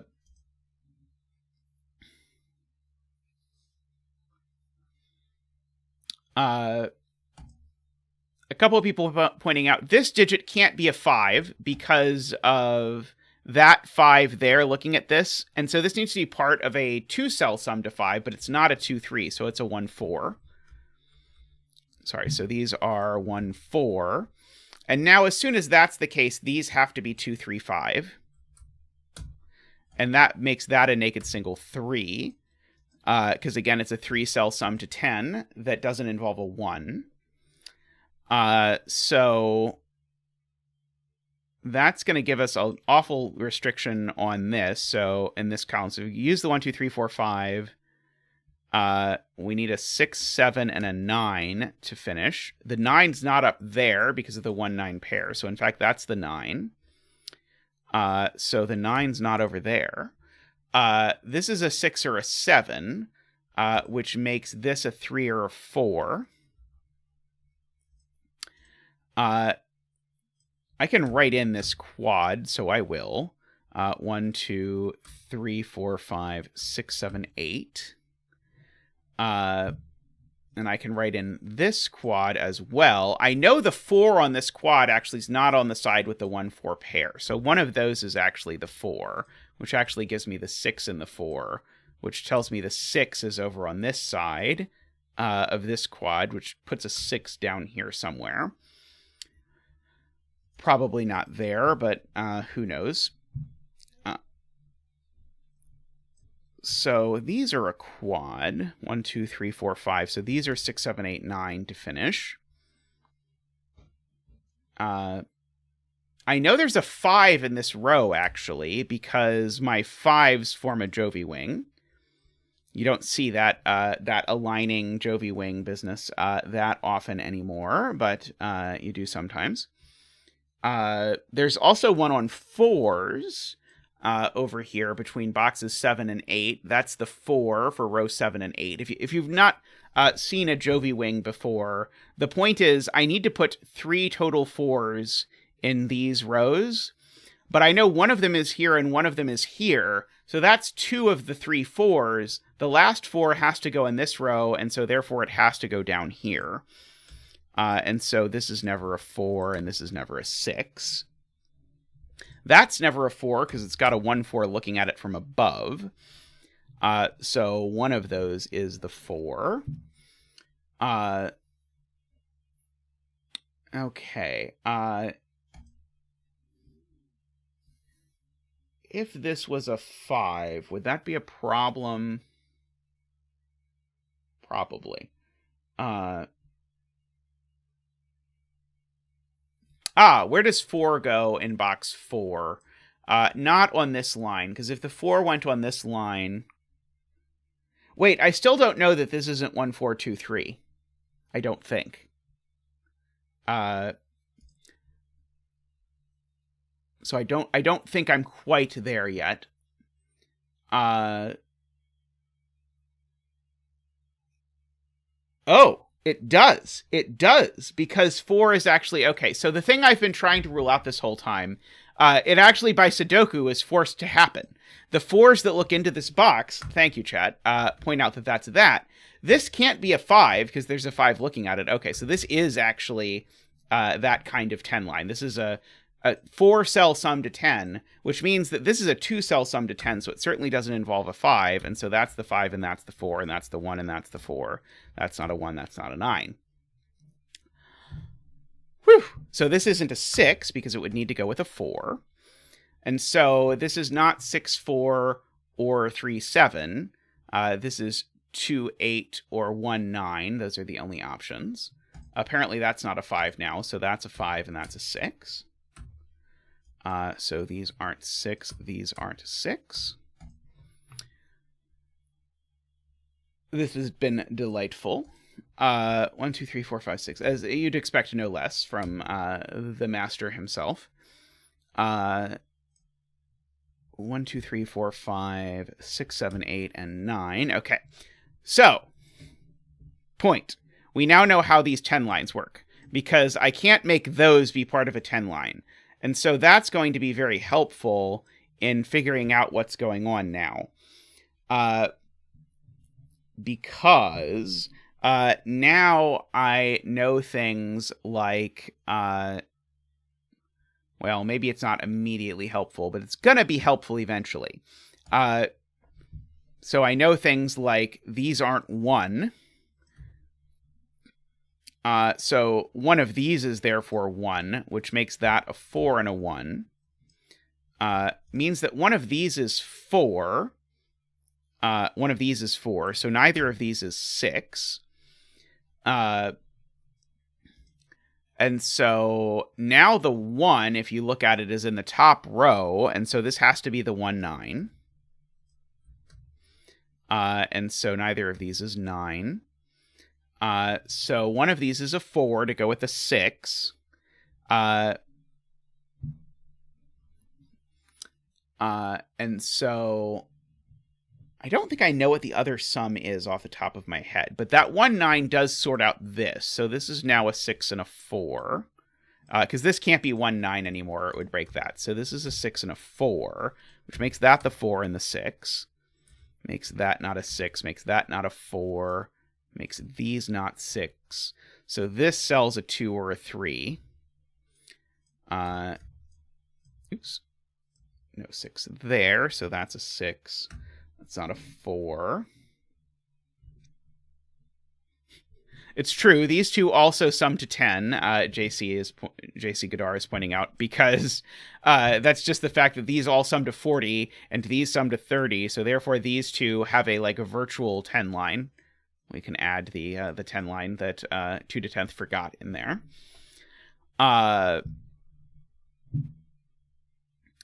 Okay, so do I know what these are yet? I don't think so, actually. I know they're 1, 2, or 8, 9. So these are 1, 2, or 8, 9, and the 1, 2 goes in this spot, and the 8, 9 goes in that spot.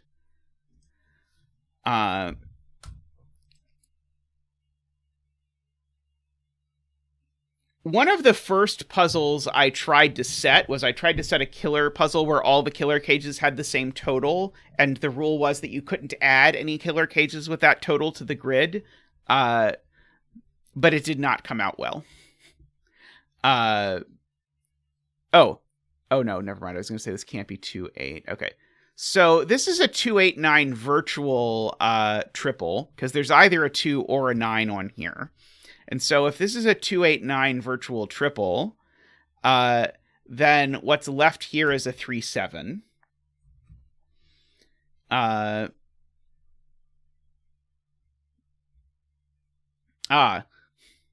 Carl points out there's a hidden 3 in column 3. This is the only cell that can be a 3, because all the rest of these are none 3 digits, or you can find it as a quad if you want. But that does a lot of damage. So let us see what that does. 7, 9 makes that an 8, makes that a 7, makes that a 3, makes that a 7 and a 3. Uh-oh, I screwed it up again.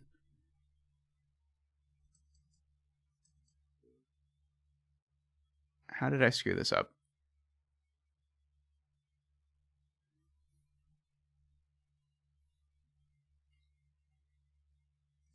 I know I did something wrong. Let's try again. What did I do wrong?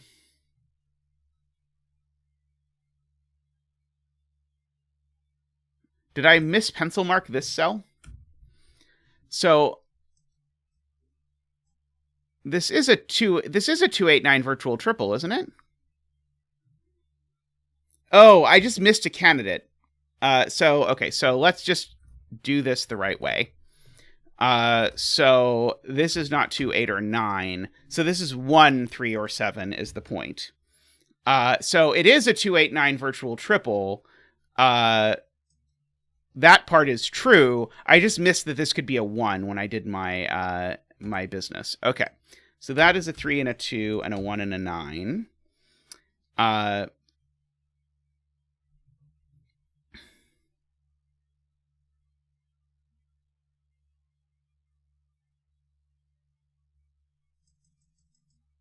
What? Am I just completely wrong? Is there not always a 2, an 8, or a 9 in here?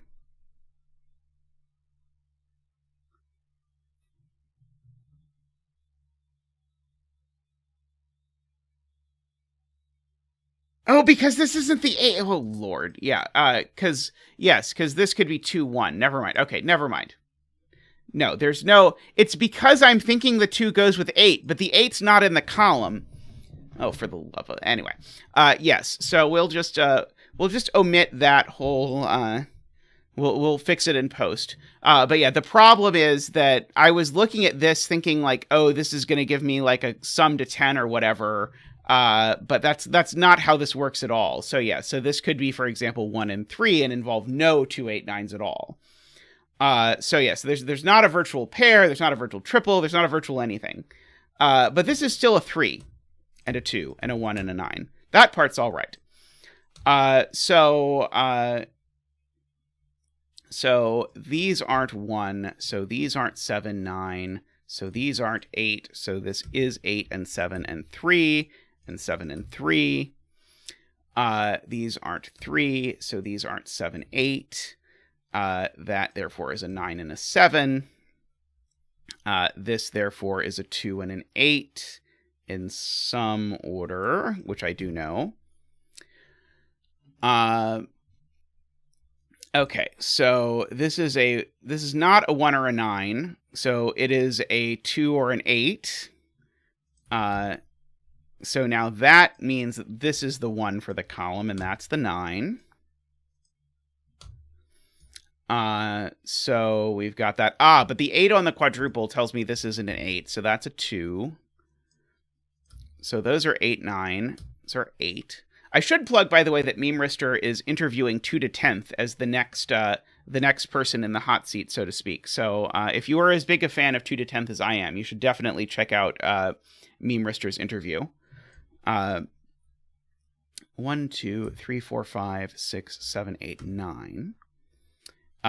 3 and 9. These are 1, 2, 3, 4, 5, 6, 7, 8, 9. Okay, so that is nice, because that's going to give me an 8, a 5, and a 1. Going to give me a 2 and a 5. Are you and Quackers going to tune in, Tallcat? 8 and 9 down here. Let's see. These are 1, 2, 3, 4, 5, 6, 7, 8, 9. Okay, so these aren't 5. That's not 2. We have made our lives a little bit more difficult through our choice of bedding tree here, but we'll make it through. Let's see.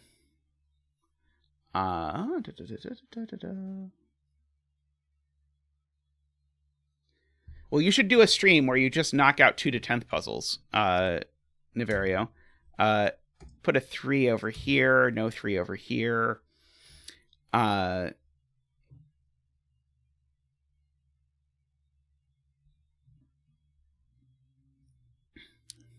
this is one of those times it's really tempting to fill in the bedding tree, but you know you can't do that. But these are a pair that consists of a 3 and something else. 4, 5, 6, 7, and an 8. So we'll go work through that. And so that will be 7 and 8. That will be 6 and 7. That will be 3 and 6. That will be 1 and 9. So that will be a 2-4 pair. So that will be 3 and 7. And a 6 and a 9 and a 5 and a 3 and a 7. And an 8 and a 9 and a 2 and a 6 and a 1 and an 8 and a 4 and a 2 and a 5 and a 4 and a 1 and a 1 and a 4 in some order. And therefore our this cell 2, 3, 4, 5, 6, 7, and our bedding tree is a 2. Congratulations from Zack and I to all of the 2 betters out there. May all of your bedding tree wishes come true. Lovely puzzle there. I enjoyed that one quite a bit. Very smooth. This was a very good pairing. The quadruples plus 10 lines worked out very nicely.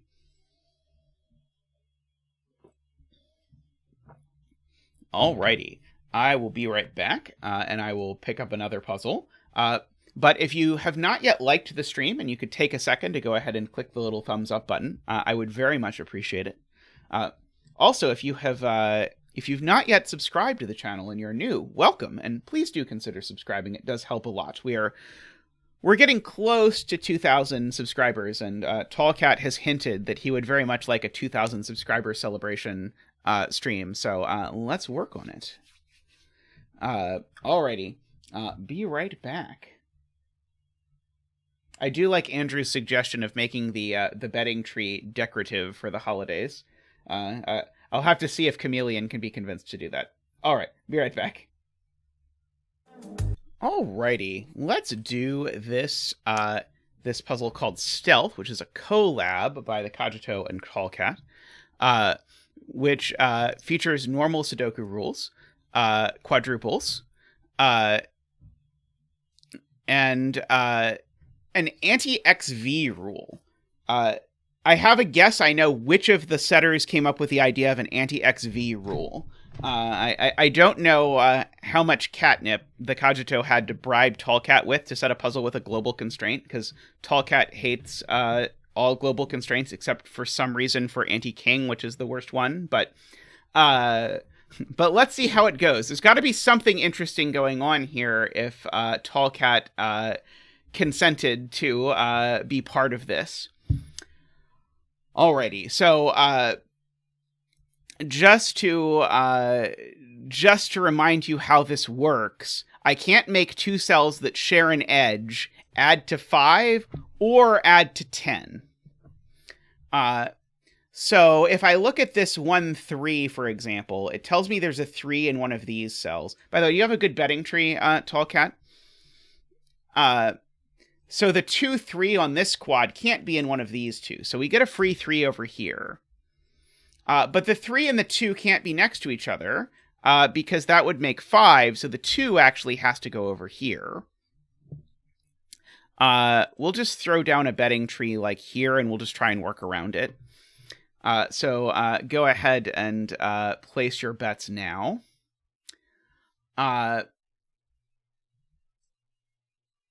So, hey, Cogito, do you have a bedding tree for the puzzle?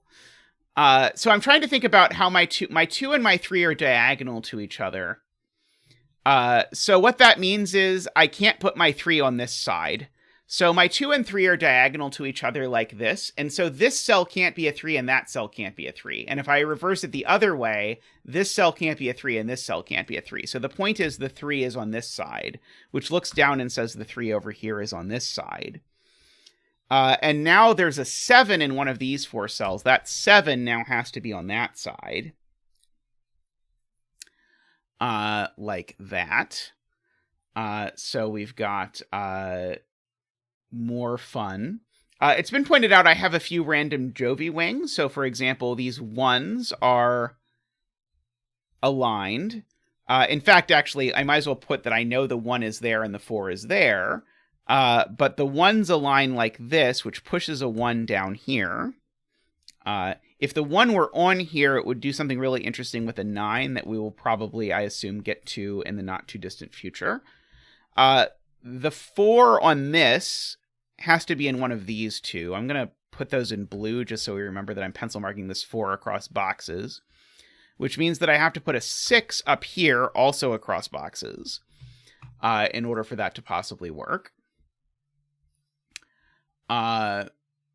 I know that there's a 1 down here by these sort of Jovis interacting. So one of these cells is a 1. I know there's a 3 over here by those interacting, which is a little less exciting, but what are you going to do?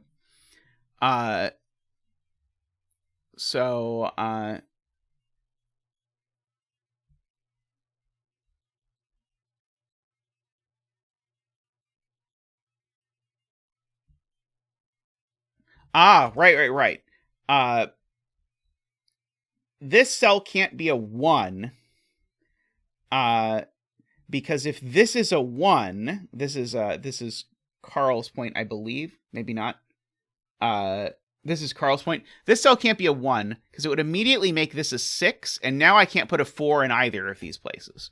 So this is not the 1. That is very cute. Let's see.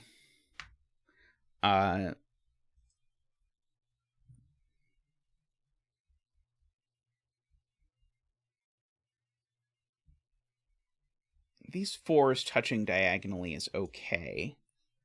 Right.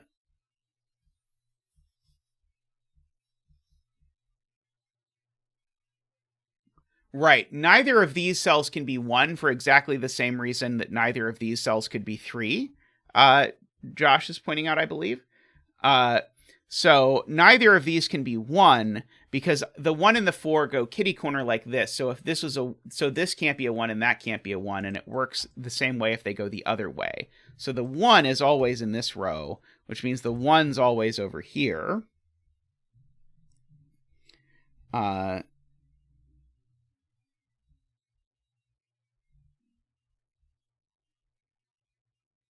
Oh, that's interesting. I completely missed the 9's aligning. So the 9 goes in one of these 3 cells from the aligning 9's. But I can't put 2 digits that can't go next to 4. Or sorry, I can't put 2 digits that can't go next to 1 on this quad. Because there is a 1 on this quad, and it only is not next to 1 digit. And so I can't put a 9 here, or I'd have to put one of 1 and 4, or sorry, I'd have to put one of 4 and 9 next to the 1. And so that actually places the 9 up here, and we get to do a 9 dance. Woohoo! Woohoo!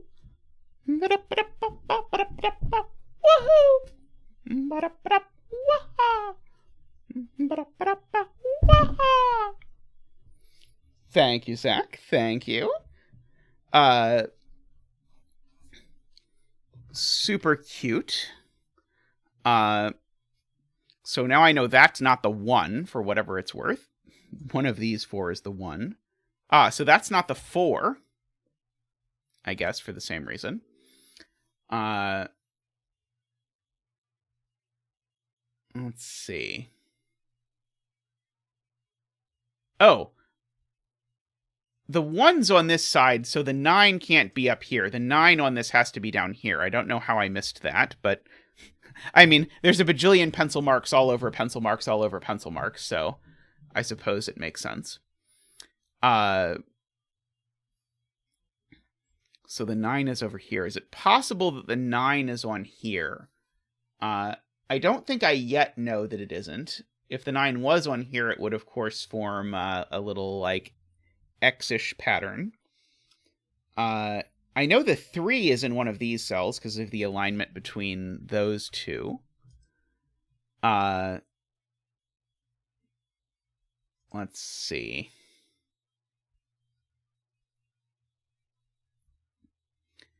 I'm trying to see if I can get to my requisite number of 4s, but I'm nowhere close because these 3 4s on these 3 quadruples span 6 boxes, so I'm not going to have any Sudoku constraints on 4s, unfortunately. Oh,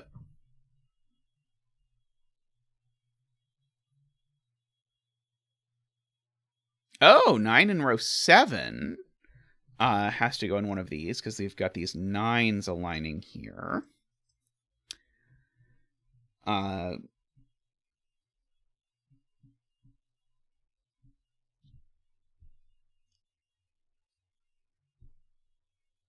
Does that do anything? Do I mean, I don't think I know anything about, like, a 9 can't go in a 2-3 or anything.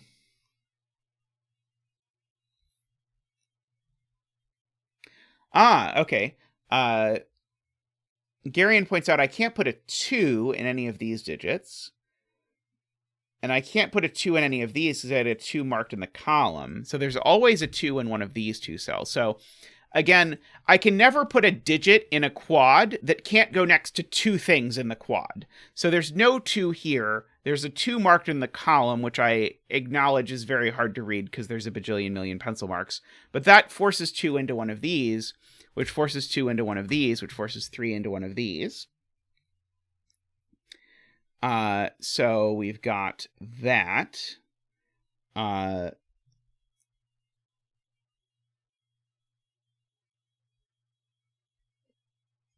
Again, my 3, 7 are like that.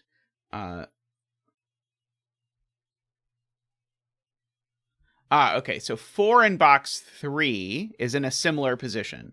4 in box 3 can't go with the 1 or the 6. It can't go in a row where I've already pencil marked a 4.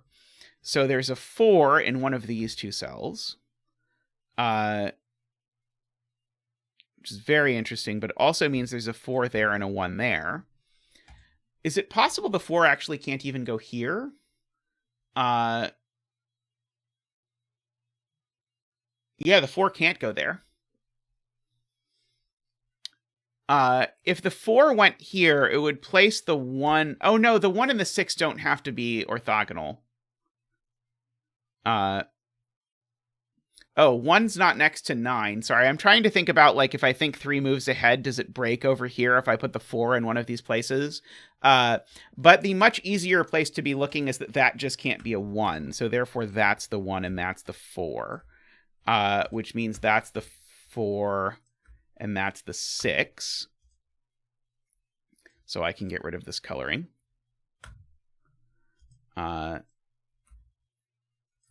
We got there eventually. The Cogito wouldn't let you put any Tallcat deductions into the puzzle.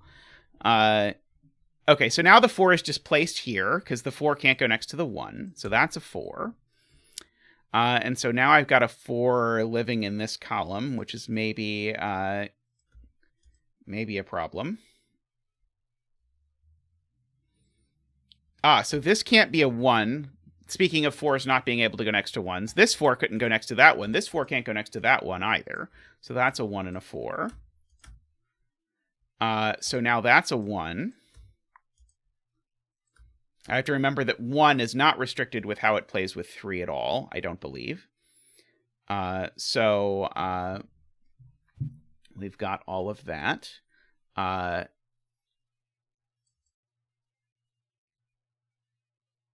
Which is interesting.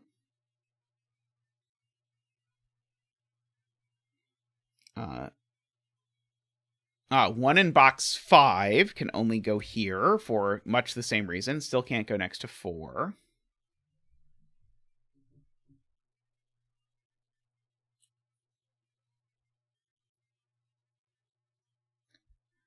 I'm looking for where my 9 is restricting this. 9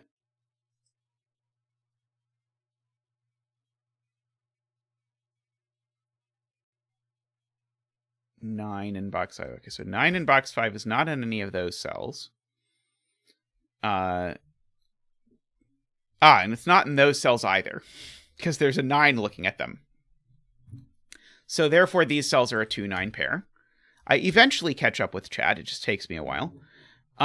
So these are a 2-9 pair. And this can't be a 9 because it's not next to 1. So that's a 2 and a 9. And so that's the 3 to make that work. And one of these two is a 9, but I don't know which one yet.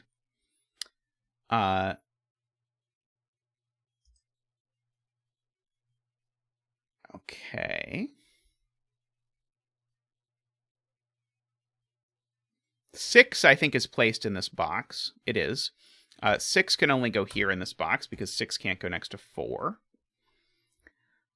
So these digits are the remainder, 2, 3, 4, 5, 6, 7, 8.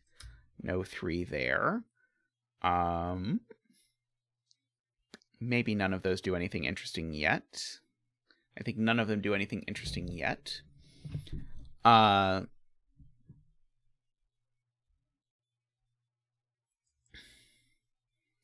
6 in box 6. 6 in box 6. 6 in box 6 is only here because it can't go next to that 4 either. Okay, that's smart. So that's a 6. And so one of these is a 6.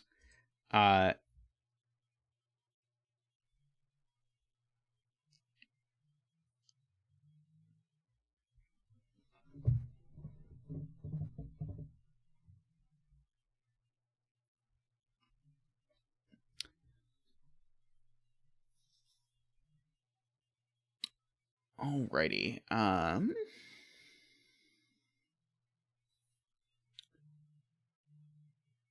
9 in box 1 is a little bit restricted. But it's like restricted to like... Oh, no, we do have... Okay, we do have... I was missing... I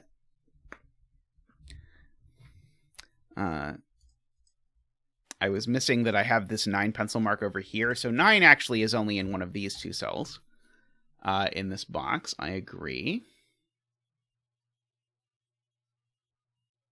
FJam wants me to see these 3s up here looking down at these 3s.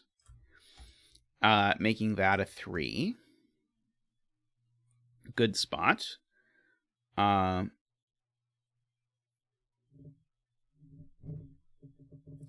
in box 4. It's not in either of those cells.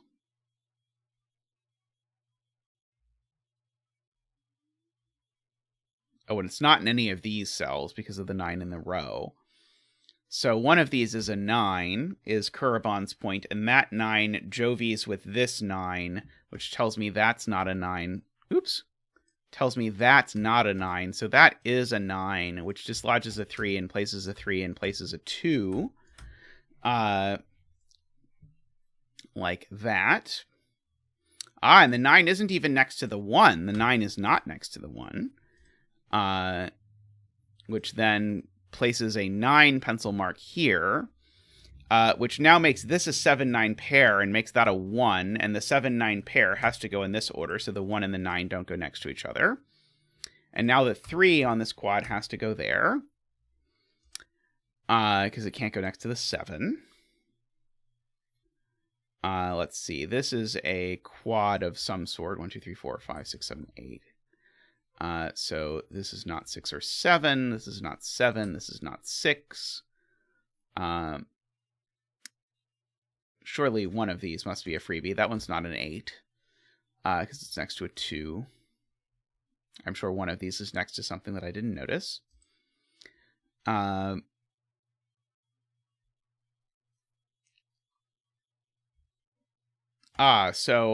Jim Baker points out that now this can't be a 9 because it's now next to a 1, and so therefore this is a 9. And therefore this is a 9 just by Sudoku, because it's the only place it can go up here. Um,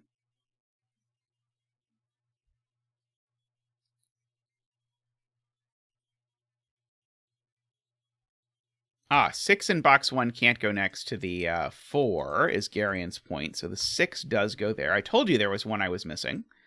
And that was the one I was missing. So these digits for the column, we're missing a 3, we've got a 4, we're missing a 5, we've got a 6, 7, we're missing an 8. They're 3, 5, 8.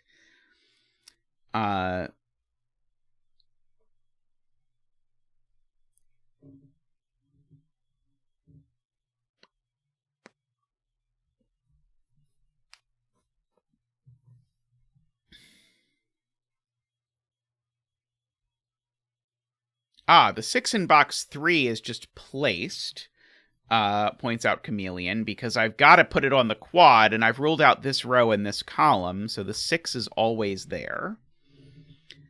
So we can fill in the rest of the row, which is 1, 2, 3, 4, 5, 6, 7, 8. This can't be a 4 because it's next to a 6. This can't be a 4 because Sven told me so. Neither of these things can be a 5 because there's a 5 on the quadruple below it. So one of these two is a 5, which is not super useful, but what are you going to do?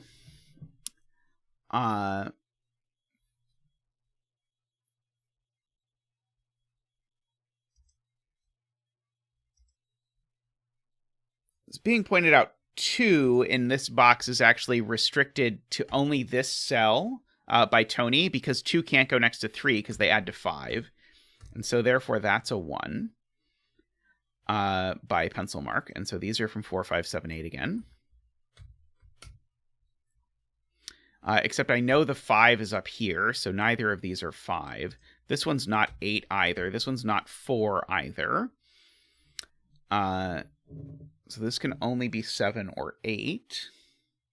This can only be 4 or 7. I'm trying to see if some combination here forces something untoward. Oh, yes. If this were a 7, it would force it to be next to a 3. If you look that many steps ahead, that's a 4. So there is my 5, 7, 8. These two are the same 7, 8, for whatever that is worth. Summing to 15, though, is fine in this puzzle. I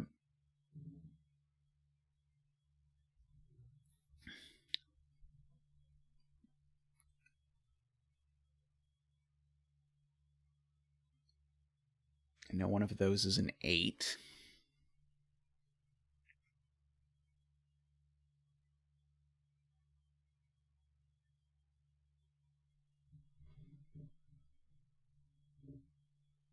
Two, 4 pair in column 4.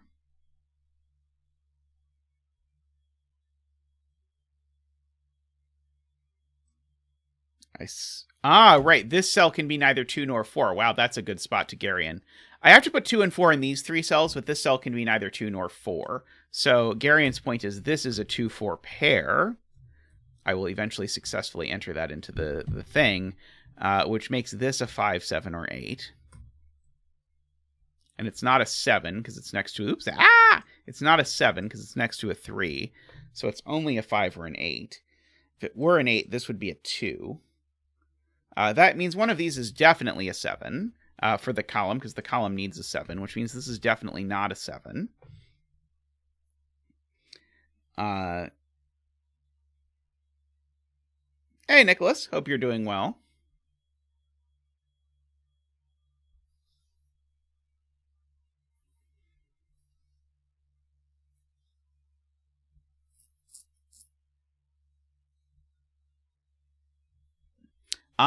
Okay. So Jim points out 1 is on this quad. And so if 1 is on this quad and 9 is on this quad, 1 is on this quad, by the way, just by Sudoku. If 1 is on the quad and 9 is on the quad, I can't have 4 on the quad because 4... Wait. Yes, because 1 would break with both 4 and 9, and we can't have a digit that would break with 2 digits on here. So the 4 is actually placed there, is Jim's point. And so I have opposite 1s and 9s. I actually know the 9's up there and the 1's down there, which places the 1 here. Uh,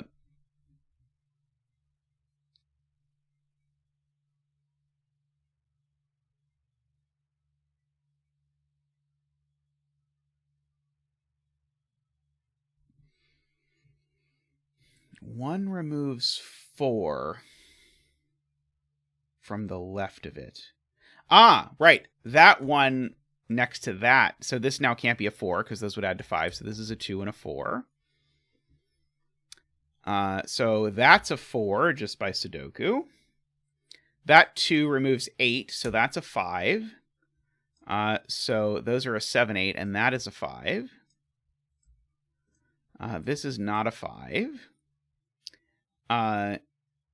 These are 1, 2, 3, 4, 5, 6, 7, 8. These aren't 5. That's not 2.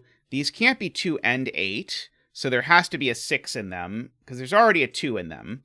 And so therefore they can't include an 8. So these are a 2, 6 pair. These aren't 6. These are a 5, 8 pair. That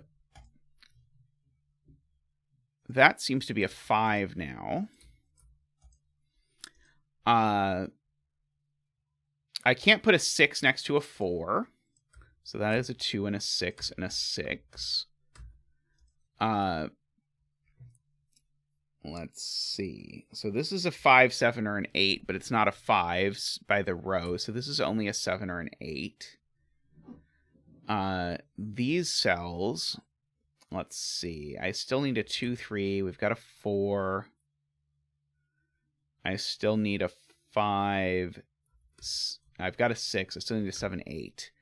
But I'm noticing the only place that 2 seems to be allowed to go in this box seems to be there. So I seem to have placed a 2 in a very, very roundabout way.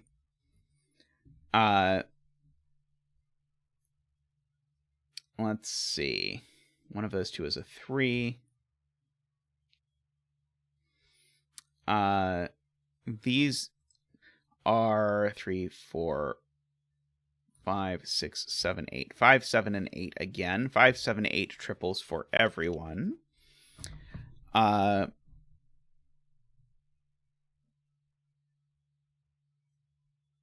Let's see.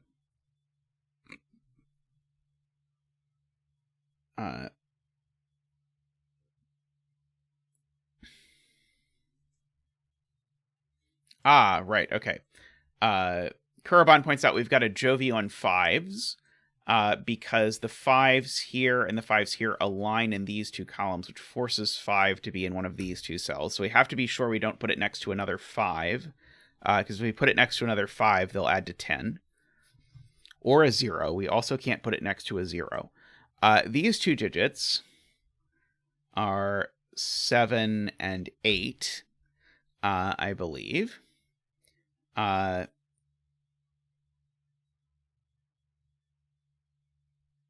these are 5 and 6, points out FJam, because 6 is also shunted into these cells.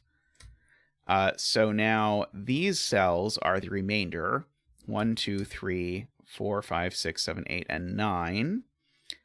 So these aren't 3 and 9. So these aren't 1 and 2. Let's see. Does that do anything? I was somewhat hopeful that it would, but I don't think it did. So let's just pencil mark some more. In negative constraint puzzles, usually, if you're not winning, it's because you haven't pencil marked enough. 2, 3, 4, 5, 6, 7, 8.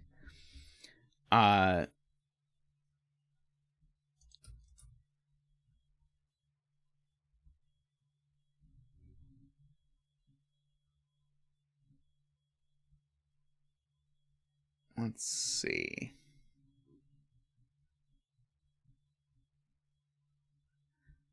I know one of these 2 is a 2.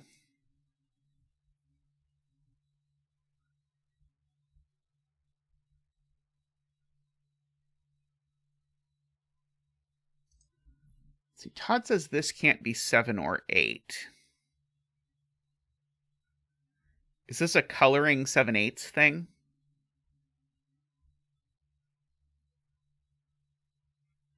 Oh,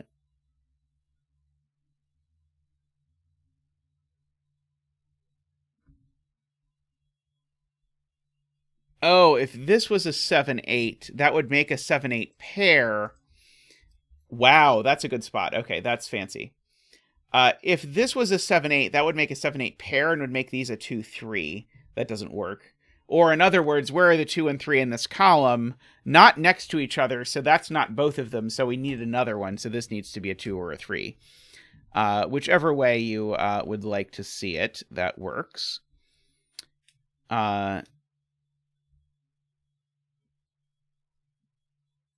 But is very cool and very good spotting to Todd there.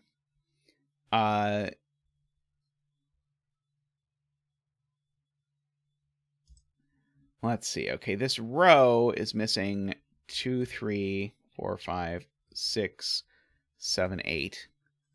Oh, it's not missing 6. There's a 6 there. I am being informed by Sven.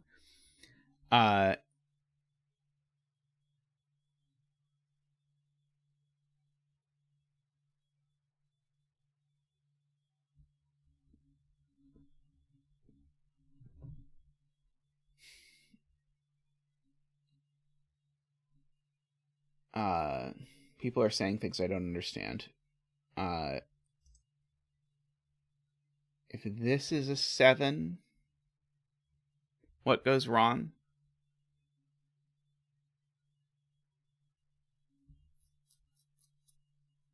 I'm not sure.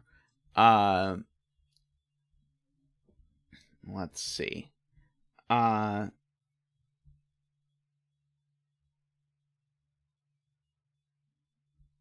Oh, column 7, right. Okay, so if this is a 7, then this would have to be an 8. And that breaks this. Okay. So if this is a 7, it forces this to be an 8, because this could never be a 3-7 next to it. But then that would be a 7-8 pair looking at a 7-8. So this can't be a 7. That is Dog's point. So this can't be an 8, because I can't put an 8 next to a 2-8.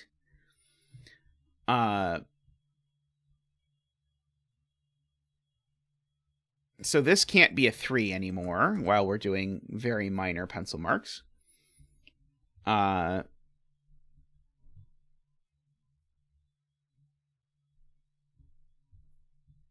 This can't be an 8 anymore because it would be next to a 2-8. So this is now a 7 and an 8. Okay, and that's going to maybe finally unravel this. Making that a 3 and a 2 and an 8. And a 5 and an 8 and a 7 and an 8 and a 3 and a 5 and a 7 and an 8 and a 5. And, and an 8 and a 7. And a 7 and a 6 and a 5 and an 8. And a 7 and a 5 and an 8. This is a 3 and a 9 and a 3. The 9 looks up here and places that 9 and that 1, which fixes the 2 and the 1. This box is still missing... Well, let's see. Let's just do this. Row is still missing a 2.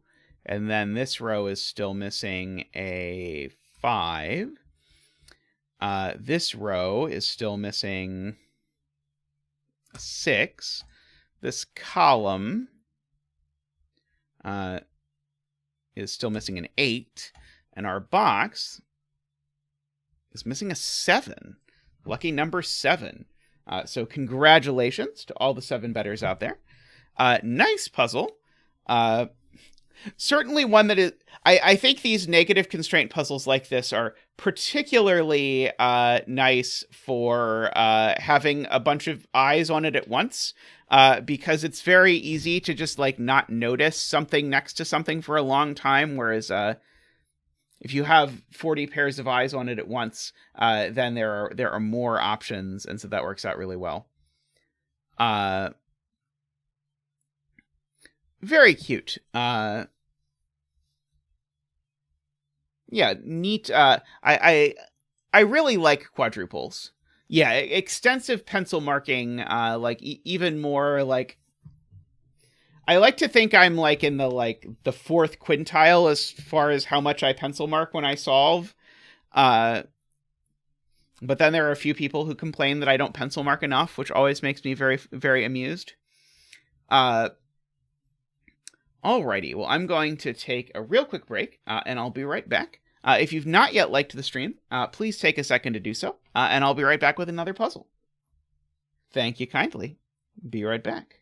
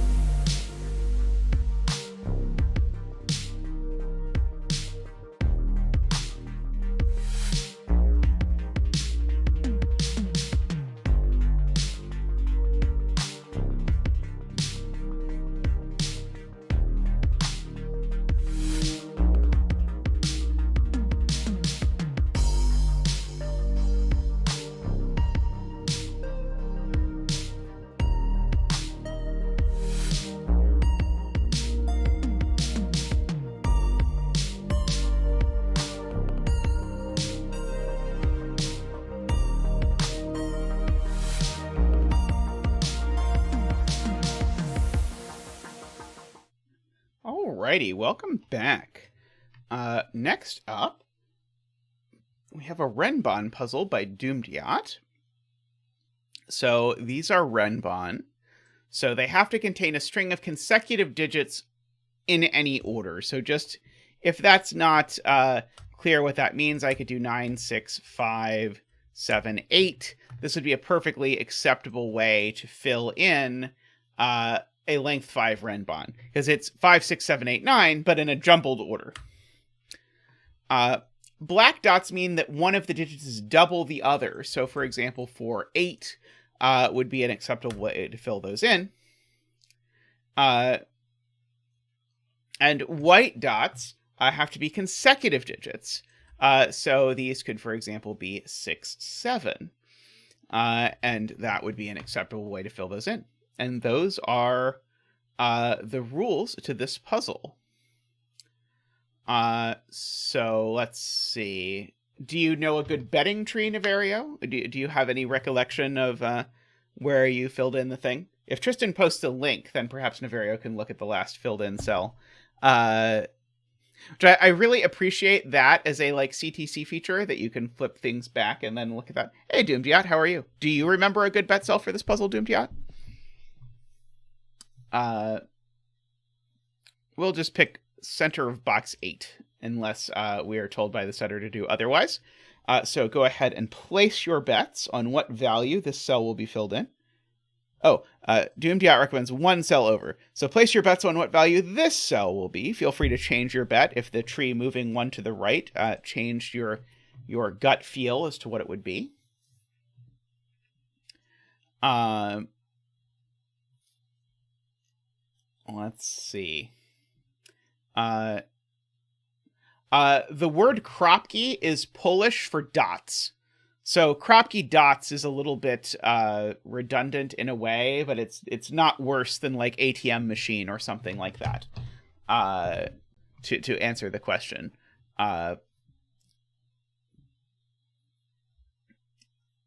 It's not Polish? Is it really not Polish? I'd always heard it was Polish, but I could well be wrong. They're dots, exactly. Oh, it's also Polish. What other language is it other than Polish? Let's see. So I'm debating if I'm meant to be looking at the black dots or I'm meant to be looking at 5s. So, for example, a fact that shows up in a lot of renbon puzzle break-ins is that a length 5 renbon always has to have a 5 on it somewhere, and you can never put a 5 on a black dot, so I'm sort of tempted to just recreationally pencil mark these things. This is pretty egregious.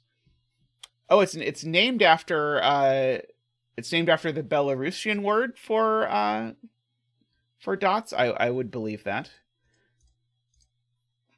One of these is a 5, so that's not a 5. That's not super exciting. Let's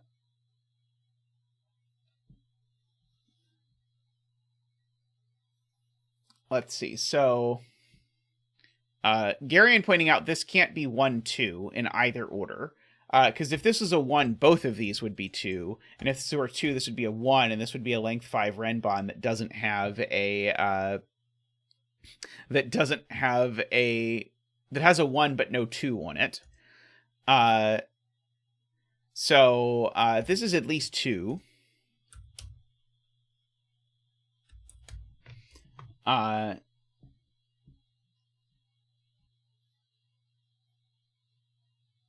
think this being a 2... Oh, maybe not. Maybe this being a 2 is okay. 2 with a 4 here and a 3 here. That might be okay.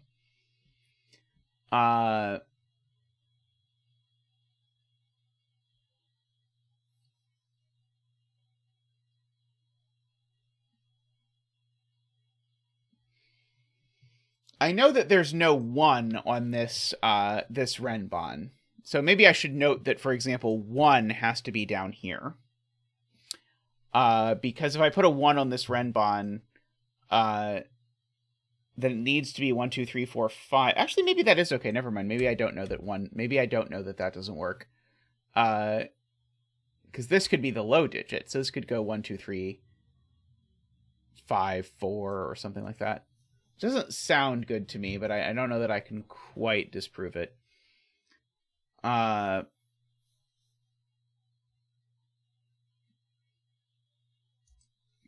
is true thinking about this consecutive pairing tells me that this digit is like a 6th digit for the Renban. Because these are already consecutive and this is consecutive to one of them. So this is consecutive with, so these two are consecutive. So this is either like a 6th digit that's high or a 6th digit that's low for the Renban. So that is an interesting way to think about this. So if you want to think about it, we actually know that 4 and 6 are also up here, if you want. So these digits can't be from 4, 5, 6, because the length 6 Renban needs all of those things in it.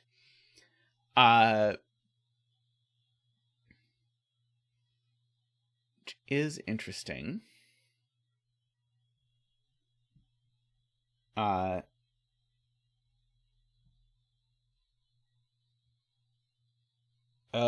okay, that's interesting. I had not expected that. But Martin makes a good point, which is that there has to be one odd and one even on each of these, which means there's 2 evens left, which means that this and this have to only have 1 even each, because I only get all of those evens, and also means that this cell is odd. Wow, that's cool. Okay, so this can't be 4, 8, for example, or 2, 4, because this needs to have an odd digit on it. So excellently spotted, Martin, because it gets us that this is 3, 6. So that's 3 or 6. Okay, so let me get rid of all of these corner pencil marks that are kind of loud now. Because I think Martin has spotted the thing that we're supposed to spot here. So those are 3, 6. So that is very interesting. That's odd. So this could be in principle. So either 6 is, if this is a 6, then this is 1, 2, 3, 4, 5. If this is a 3, then this is 4, 5, 6, 7, 8.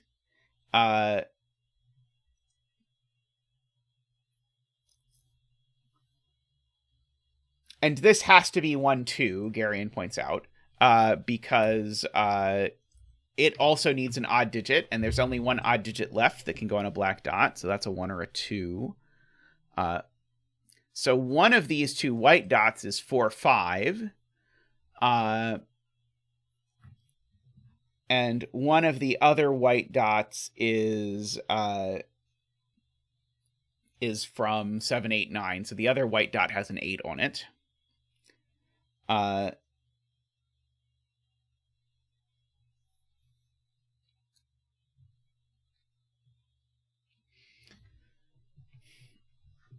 So the world where this is a 6, this is a 5. The world where this is a 3, this is a 4. So this digit's always a 4 or a 5, I believe.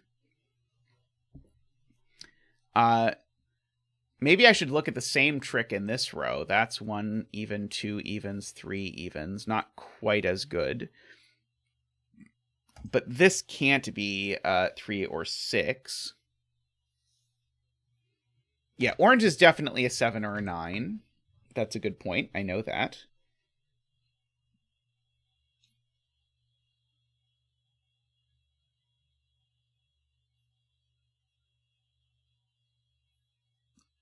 Let's see.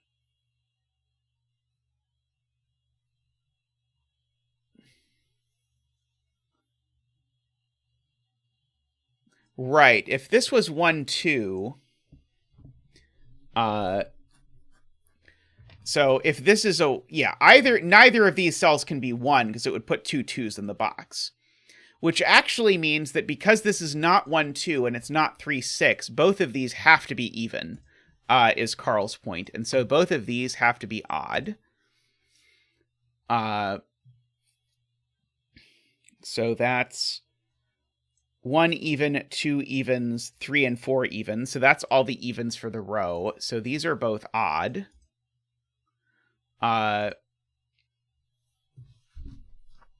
And so if these are both even, every way of making two evens on a black dot uses a 4. That's very clever. So therefore, this is a 5, and we get to pull out Zack for the 5 dance.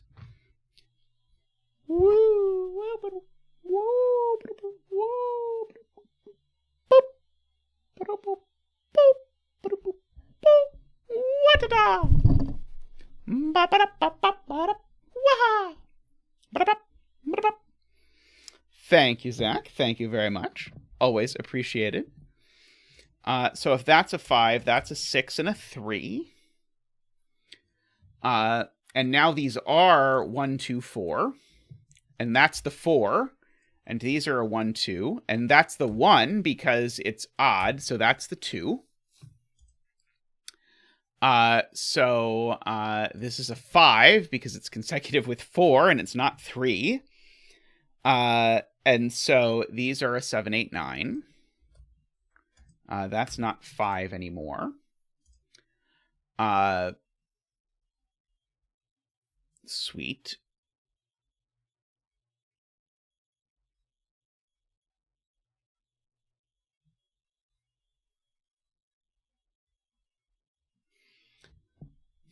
I'm debating if I want to keep my odd-even coloring. I probably do, actually, in which case I've got a lot of coloring to catch up on.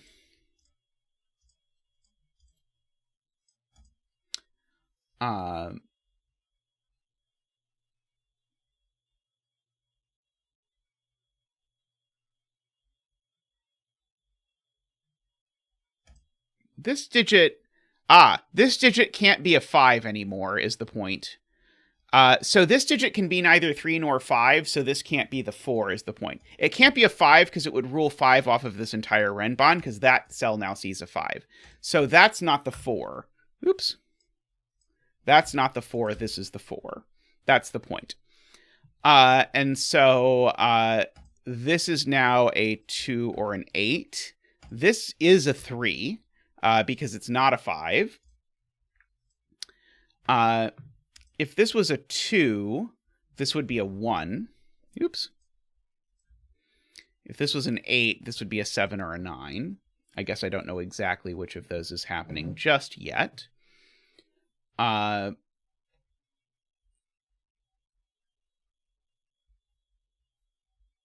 don't think I do anyway. So this renban doesn't have a 3 on it.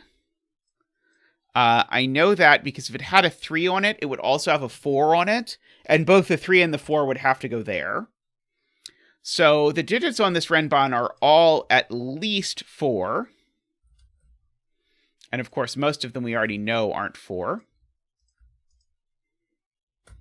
Only this one can possibly be 4.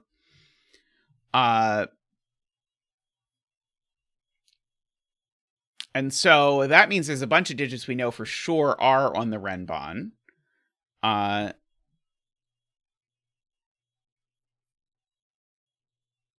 Good spot from chat. I can't put 2 on this white dot anymore because 1 and 3 are gone. So the 2 in this row has to go there, which gives me that that's a 1, which is good to know. It means that these are from 7, 8, 9, and definitely contain an 8. In other words, the orange cell is definitely not an 8, to the surprise of hopefully, well, you'd think I'd be less surprised than I was by it, but what are you going to do?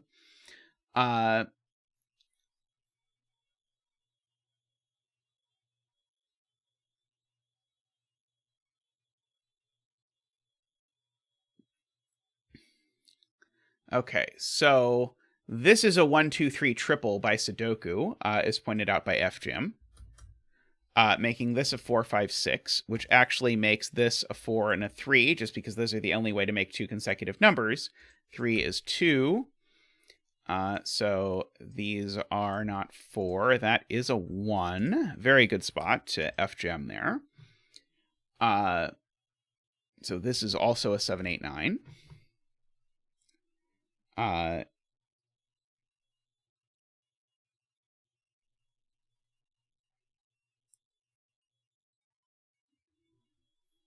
All right.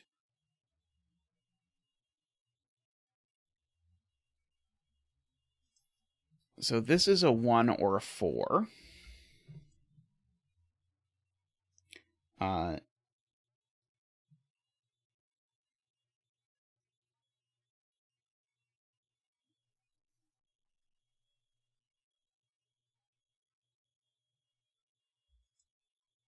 Sorry, several people in chat are asking where this goes.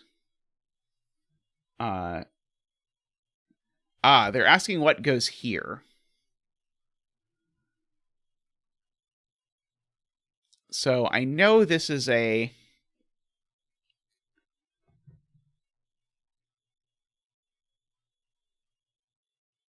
Oh, they're saying it can't be 4. Okay, can't be 4. Okay, good. I was thinking that seemed a lot more plausible to me. This can't be 4, because if this was 4, I would need to put I'd need to put a 5 here, and then I couldn't put 5 on the renbon. Okay, so this can't be 4, which means there is no 4 on the renbon, which means the renbon is a 5, 6, 7, 8, 9 quintuple, which means this digit is that digit. Because this digit sees the other 4 digits on the renbon, but it is from 5, 6, 7, 8, 9. So this is a 7 or a 9, meaning that this is a 6 or an 8. Just by sort of bouncing around my renbon stuff. So this is a 7 or 9, because that's where it goes in this box. Let's see.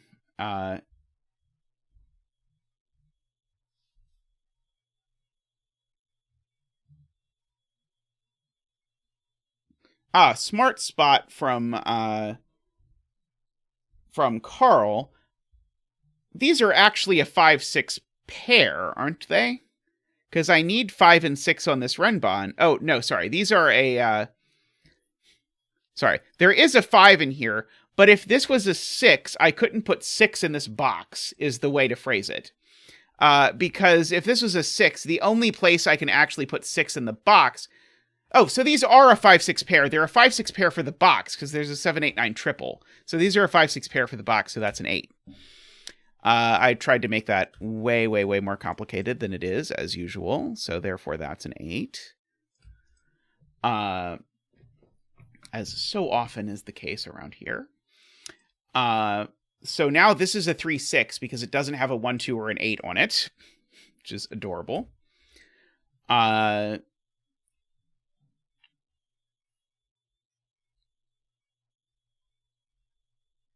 So the things left in the column are 4, 5, 7, and 9.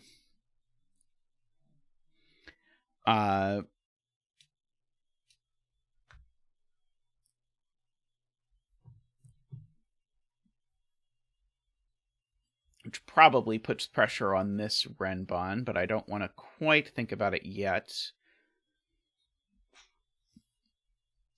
Necessarily. What about this column? Okay, so these are again 7, 8, 9, definitely containing an 8. Okay, Jim has a good point. I've now used all the evens for box 6, because every white dot has an even. That's even, and 6 is even. So these are both odd for sure.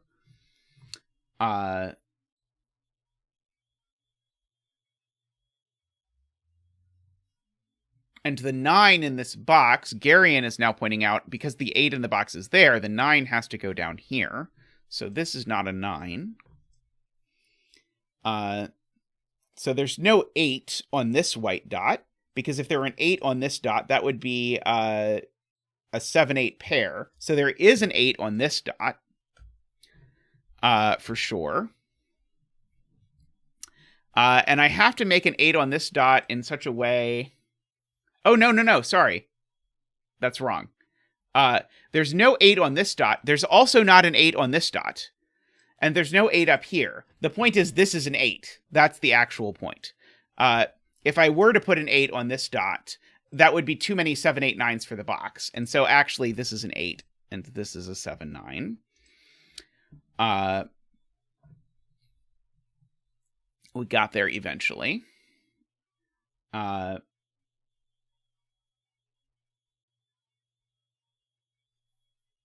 Let's see. I know there's an 8 floating around in here somewhere.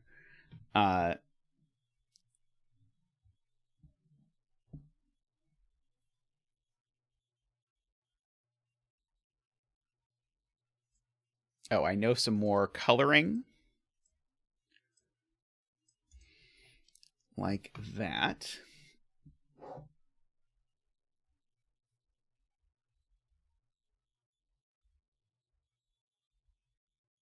Ah, yes. Where is 4 in box 6? Asks Isabella. And the answer is 4 in box 6 has to be on this. Has to be on this white dot. So these are from 3, 4, 5. Except this one can be neither 3 nor 5. So this one just is the 4. And this now can only be a 5. And that's a 1. These aren't 5. Excellent spot, Isabella. Orange and blue. And blue and orange. 6 and 5 go in.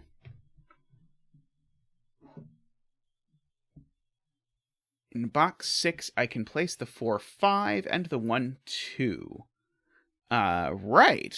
By the way, welcome, Hortengut. Yeah, so the 2 has to go here, in this, well, the 2 has to go on this dot, but what is it going with? Not the 3. It has to be going with the 1. And so the 2 actually ends up having to go there with the 1 there. Excellent. 2 and 1. So we've got those lined up. I now know none of these are the 5. Oh, this has never been able to be 5, but we'll pretend it works. So now the 1 in this box is here. In fact, it's exactly there, just by Sudoku, and so therefore this is 2 by Sudoku.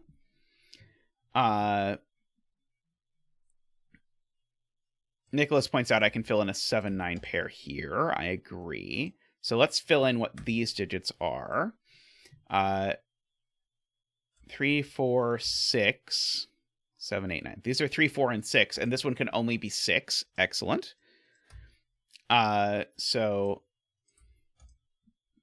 So this can't be a 3 anymore because that was a naked 6. So this is a 4 and a 3. Uh-oh. No. I screwed this up. Oh, it's because it's not a triple. It's because it's a quadruple. Because of that cell. So 3, 4, 5, 6. It's 3, 4, 5, 6. So this isn't 3 or 4. Okay, so this is a much less dramatic than I had hoped for. So still a 5 or a 6 for what it's worth. Oh, and this Renbon definitely does... Okay, I can do better, though. This Renbon definitely has a 6 on it, because it doesn't have a 1 on it. And so as soon as you're a length 5 Renbon that doesn't have a 1, you definitely have a 6. So this is only a 3 or a 4.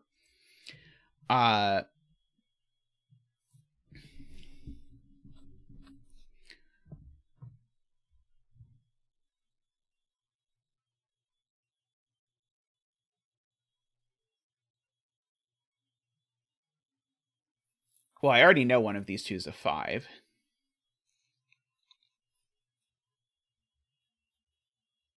Oh, let's see. Okay, a good spot from Liz is that I can pencil mark the rest of column 7, probably profitably. These are 1, 2, 3, 4, 5, 6, 8. 1, 2, and 8. Which is starting to be interesting with this this Renbon.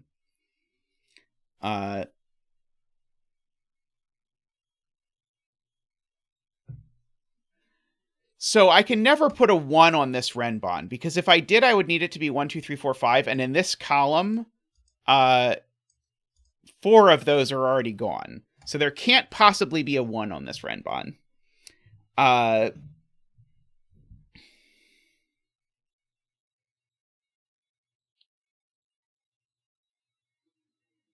Let's see. This can't be a 9, because this would need to be an 8. So let's look at that. This could be a 7 with a 6. A 5 with a 6. Or a 4 with a 3. Okay, there's still, annoyingly, still options. Let's see. Tony says if I look at this, I'll see it can only be 3, 4. It can't have a 2. So if it's bigger than 3, 4, then it's got to be like 6, 7. Why can't it be 6, 7? Ah, no? Oh, it has a 4 by Sudoku. Okay, never mind. The 4 is just placed here Sudoku-logically, and so what does the 4 go with? Only a 3. So this is a 3, 4, making this a 6 and a 3, making this a 4 and a 5, 6, and so these digits are a 7, 8, 9, but only one of those numbers is double 4, and so we get that. Good spot to Tony there. These are both even. So that is even and that is odd. And so now these digits are a 3, which goes here, and a 2, which goes here.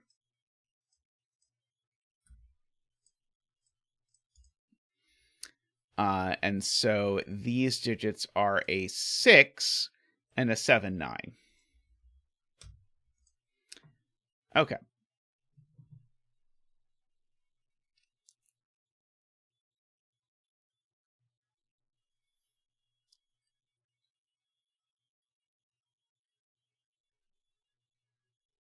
Okay, I know there has to be a 7 on this renbon. And there can't be... Oh, no, never mind. I was going to say something nonsensical. But for example, what things do I know can't possibly be on this renbon? If I go 8, 7, 6, 5, 4, I can't put a 3 on this renbon ever. So there's definitely a 3 down in one of these cells.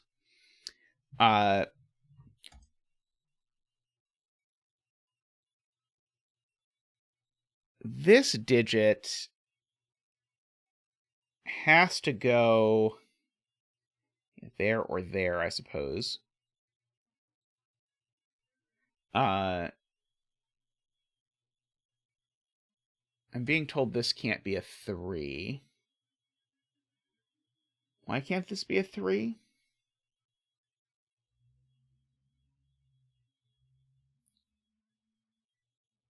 Why can't this be a 3 with that being a...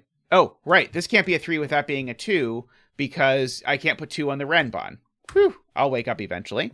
That 3 looks up there and makes this the 4 and that the 3. Good, good. I got there eventually. So that is a 4 and a 3. So now 4 is in this column somewhere. If 4 is on the renbon, then it's got to be exactly 4, 5, 6, 7, 8, which would be interesting. I'm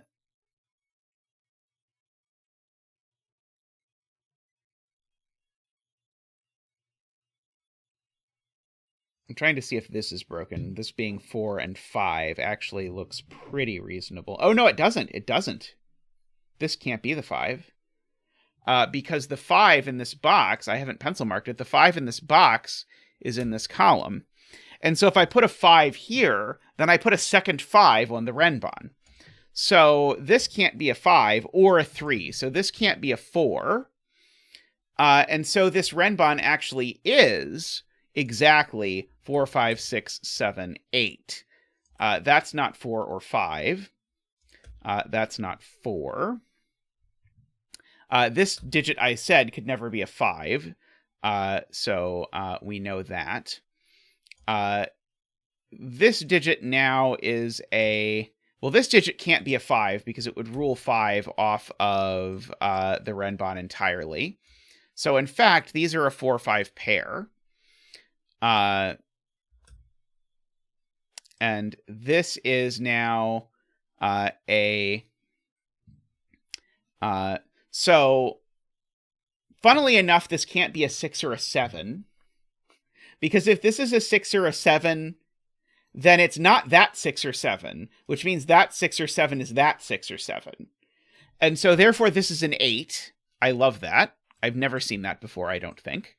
Probably there's a way to say it that makes it sound a little more routine, but that works.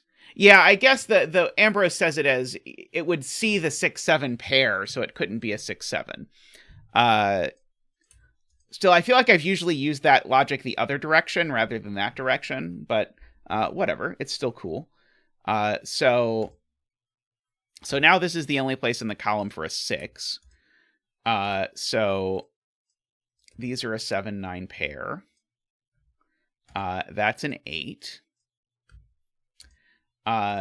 This is a 7-9. Oops.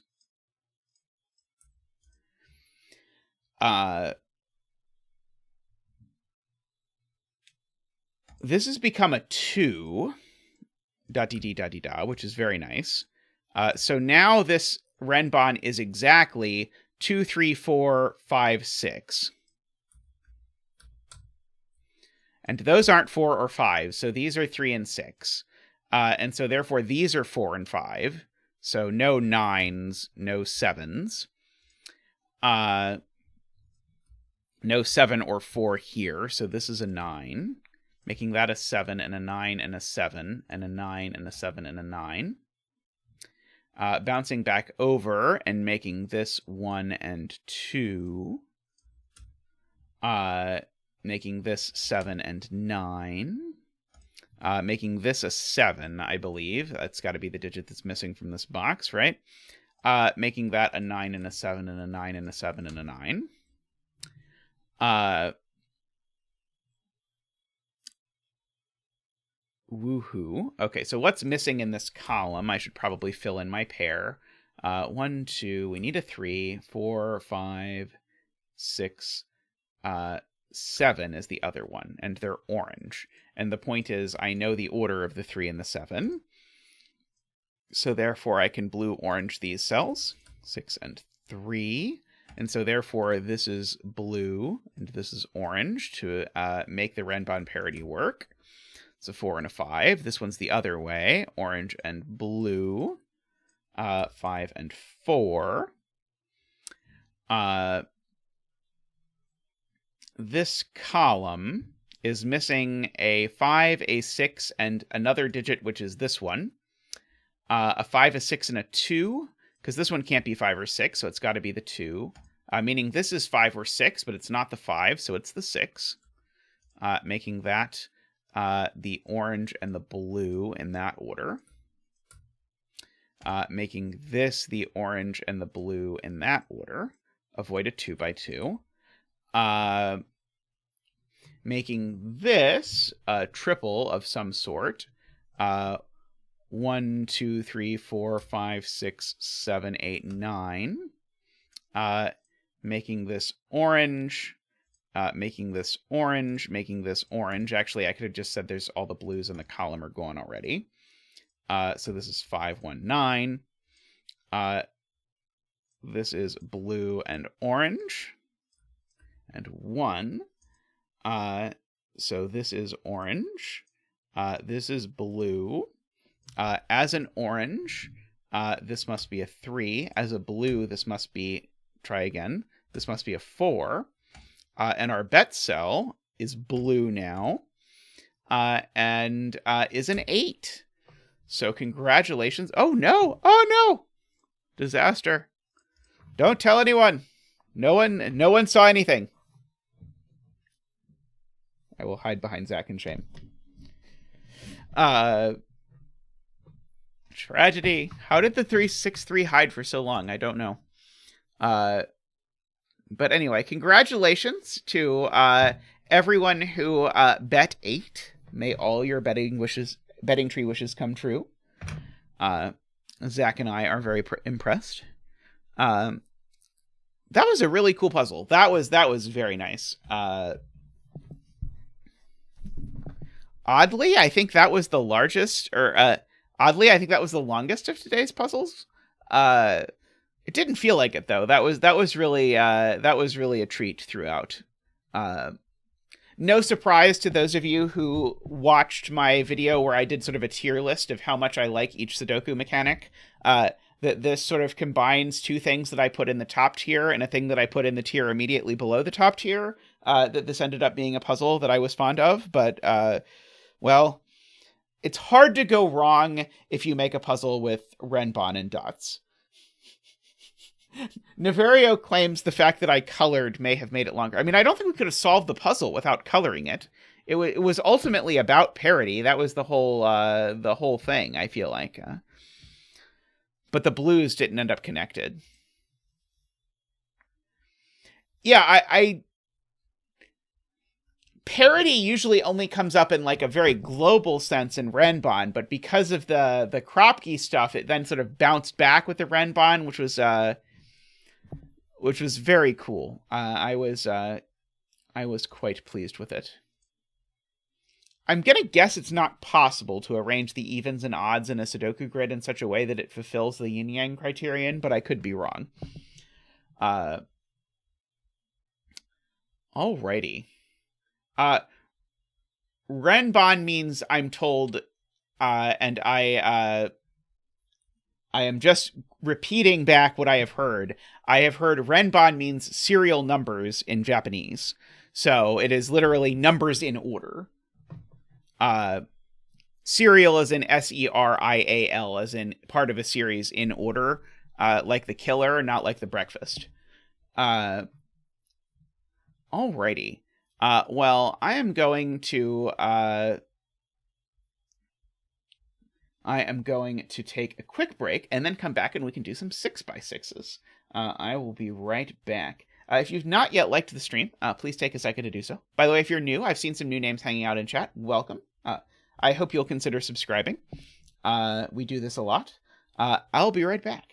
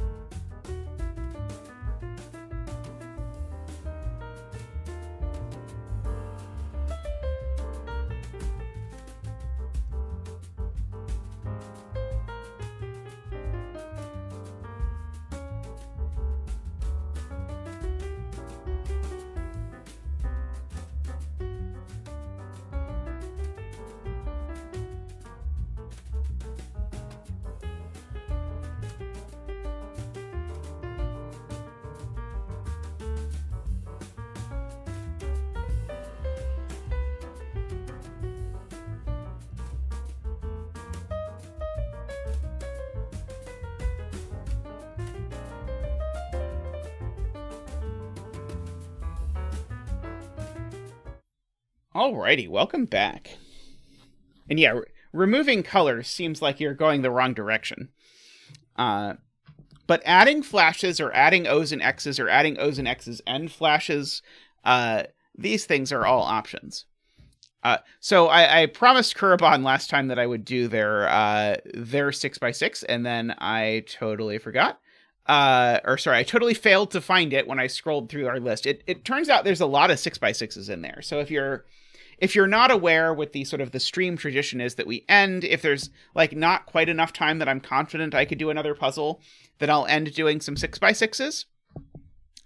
And so there's a thread on the Discord over on Puzzle Plaza, link down in the description, where you can add your own 6x6s. So if you are newer setter or whatever, and you want to submit some 6x6s, or if you're an experienced setter and you just want to submit some 6x6s, by all means, go for it.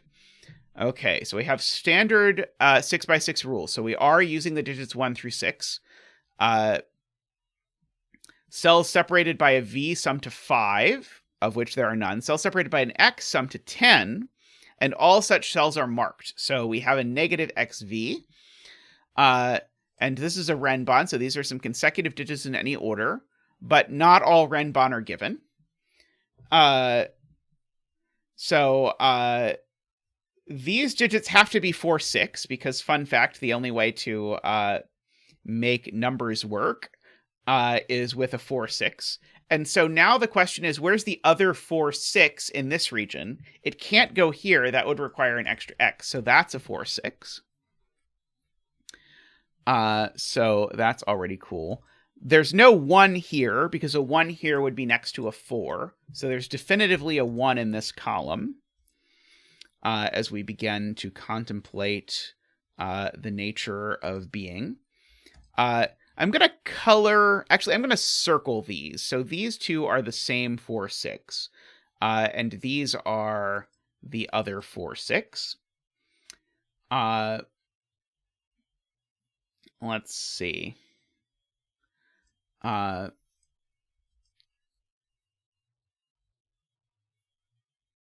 see. Row 4 asks Ambrose, where's the other 4, 6? The other 4, 6s in row 4 can't be here because they would be next to that. And so the other 4, 6s are in these 3 cells, but I can't put one of them here because then I couldn't put the other one. So Ambrose correctly places these 4, 6s, getting us a circle and an X. And now one of these two is a circle. This isn't a 1 now, I know. That's not a 1.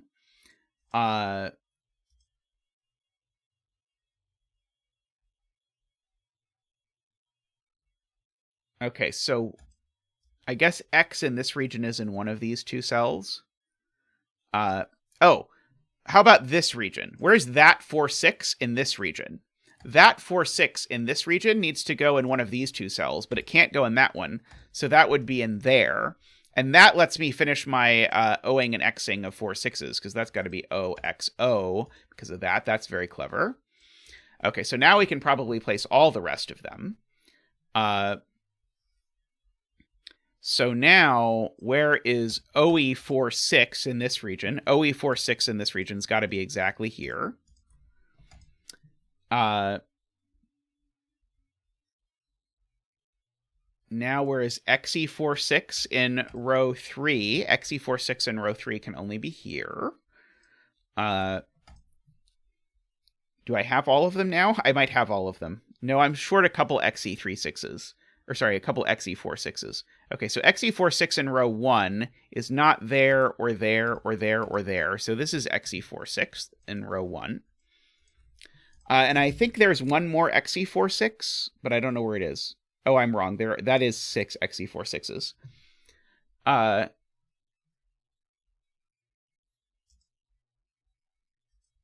Okay, so all of those have worked. Okay, so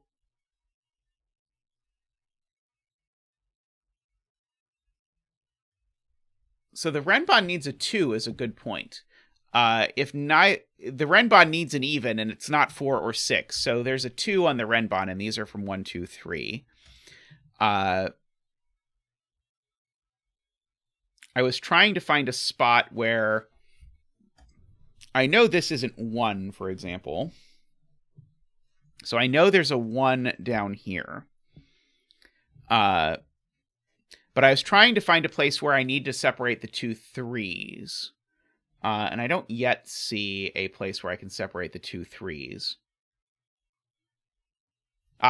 This can't be 1. Good point from Jim Baker, because it would be next to one of the 4 6s.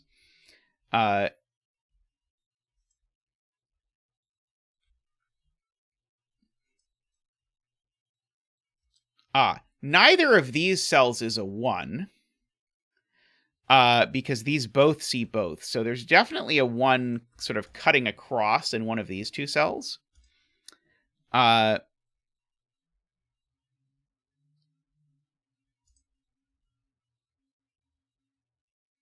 If X is 4, you can't put 1 in this region. Yes. Okay, beautiful, beautiful. Okay, so Garian's spot is, if X is 4... I can't put 1 in any of these cells, but then I just can't put 1 here at all, which is not good. So therefore, X is 6. Very good. So therefore, these are 4. running down my diagonal. And we can get rid of our symbology.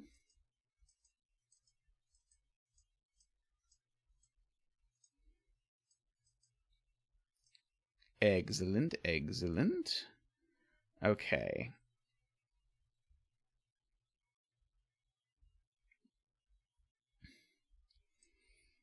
So now that's not a 1 anymore because it's next to a 4.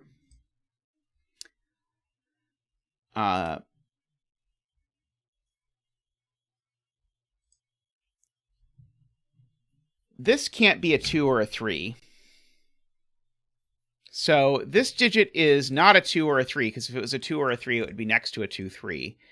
So if this is not a 2 or a 3, what are its options? It could be 1 or 5. Those are the only things this cell can be.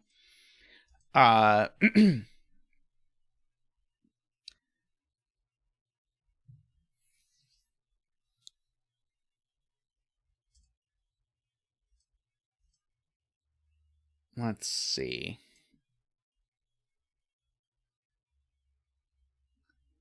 Oh, I am told there's only one place for 1 in row 3, which is true. Good spot to Screaming Ice Cube. No 1 next to a 4, no 1 on top of a 6, no 1 in a column with a pencil marked 1, so therefore that's the 1. And so now this has to be 2 or 3, because if it's not, I put my 2, 3 there. So this is a 2 or a 3. And so these are from 2, 3, 5, and definitely include a 5. So this digit is not 1 because of it being next to a 4.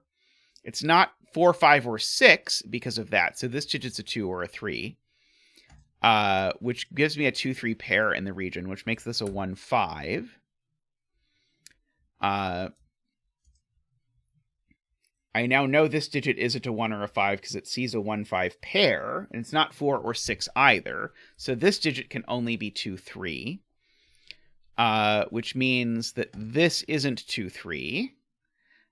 So this could be, oh, actually, these are just a 1, 5 pair by the column. So that's not a 1. So this is the other 2, 3.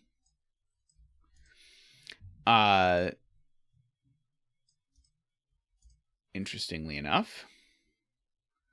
But now where is the 1 in row 6, asks Nicholas very wisely. And the 1 in row 6 now can only go here because it can't go next to the 4. So that goes 1, 5, 1, 5.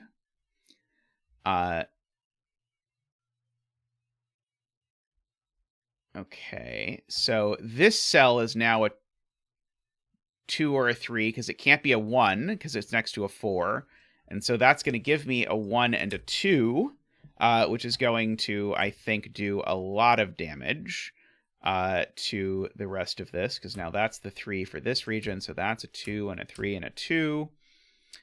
That's not a 1 anymore, so that is, and that's a 2. That's got to be the 3, because I can't put the 3 next to the 2. That's got to be the 5. These aren't 3 anymore. One of these is a 3, and it's not the one that's in a column with a 3, so that's a 1. This is a 5. That's a 3 and a 2, and a 5 and a 2, and a 5. Nice puzzle, Kuraban. And as promised, in 10 minutes or so. Very nice. This is the kind of thing I quite enjoy for the sort of 6x6s at the end. And sorry I somehow lost this one in the shuffle. This was much earlier in the queue, but I just never got to it. Alrighty, well, I'm going to pull up another one. I'll be right back.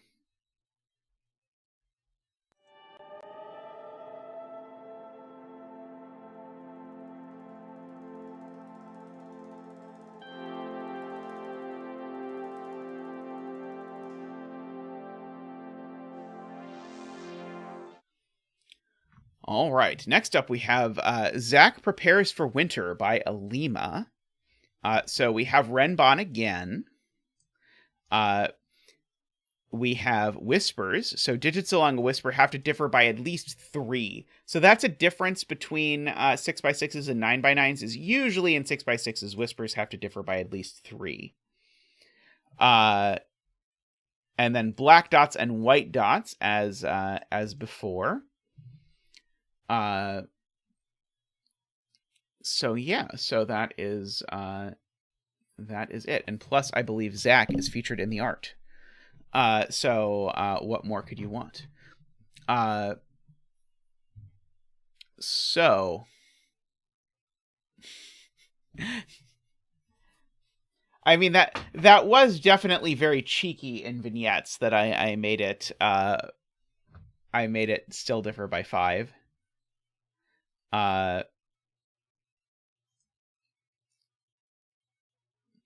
So I need a 3 and a 4 on these things. 3 and 4 are the numbers that when you put them on a whispers only go next to one thing. So if this was a 3 or a 4, for example, this would have to be a 1. Sorry, a 1 or a 6. Oh, so this can't be the 3. That's cute. That's very cute. If this is a 3, it makes this a 6, which then makes this black dot unfillable. So that's not the 3. So one of these 3 cells, I'm going to highlight them in yellow. One of these 3 cells is a 3.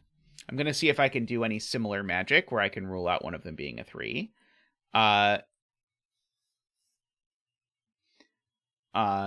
Let's see, if this was a 3, that would be a 6. That doesn't seem to be a problem immediately to me. So what if this is a 4? If this is a 4, then that's a 1 and that's a 2. That seems acceptable. I know this digit can't be a 3 or a 4, because 3 and 4, again, only go next to one thing. So at least this is a 1, 2, 5, or 6. And it's not a 5 either, because you can't put a 5 on a black dot.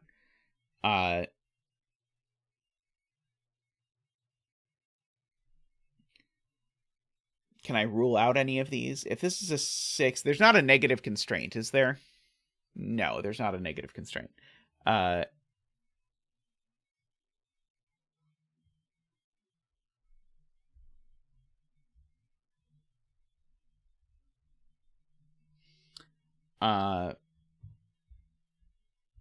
Oh, there's a bigger problem. Wow, that's awesome. Okay, so if this is a 6, we've said that can't... Oh, maybe it just works. But I can't make this a 6 with a 1, 2. Because if this is a 6 with a 1, 2, this black dot has no fill. So the only way this can be a 6 is if that cell is a 3. And then this is a 1 or a 2, and it would have to be a 1. This is getting awfully specific. Because if this is a 6, that would have to be the 3. That's a 3. That's a 3. That has to be a 1, and this has to be a 2, 4. That's all very, very specific. But it doesn't seem broken yet.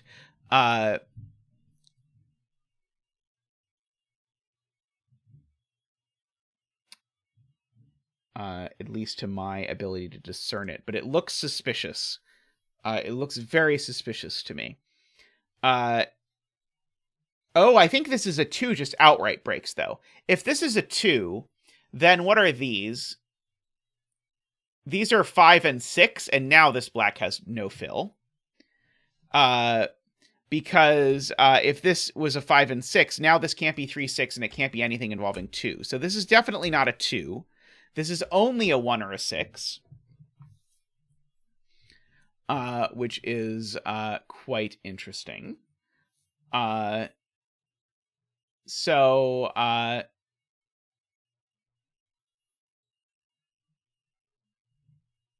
if this is a 1, does that do anything interesting? Okay, so now now there's only 2 options. This is now only 2 or 3. Because of this cell. So this is only 2 or 3. Ba ba ba ba da ba ba.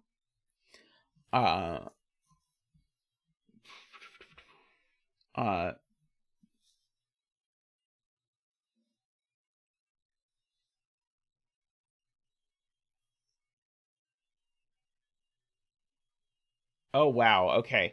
The 6 does break. FJam sees it. I really doubt this is the intended thing to see. But if this is a 6, it breaks for the following reason. So I already pointed out, if this is a 6, this needs to be 1, 3. That's the only way it works, with the 3 there and the 1 there.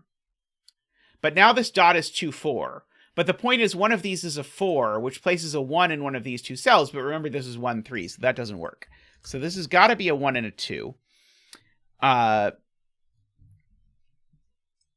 So this needs a 4 or 6. So that needs a 5. Because these are from 4, 5, 6 now.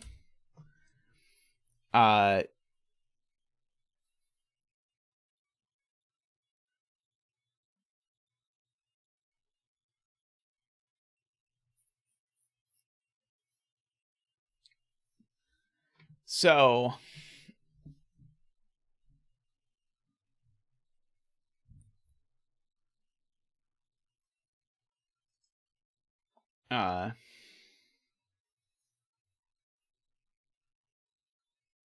now 2 isn't on the top renbun. Do I know 2 doesn't go here?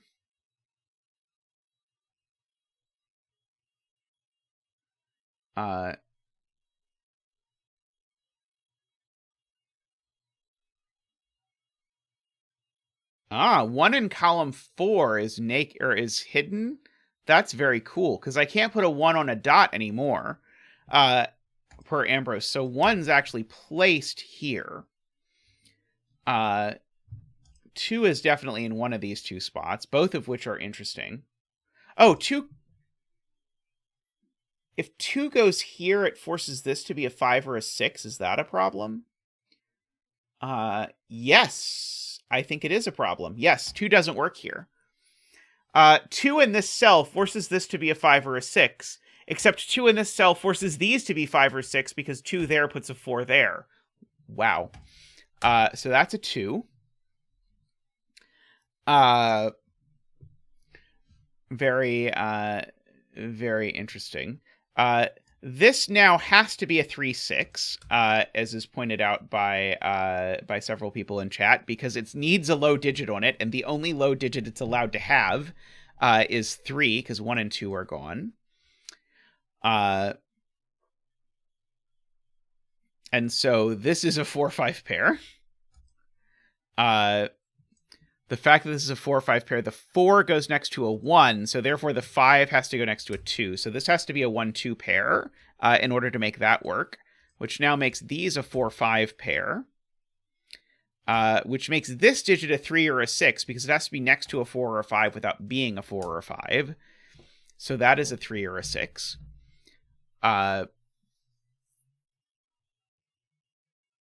Okay, so this digit has to be at least 4. But this can't be a 6, because if this was a 6, I would need to put the same digit in both of these. So this is also a 4 or a 5. By the same token. These digits, interestingly...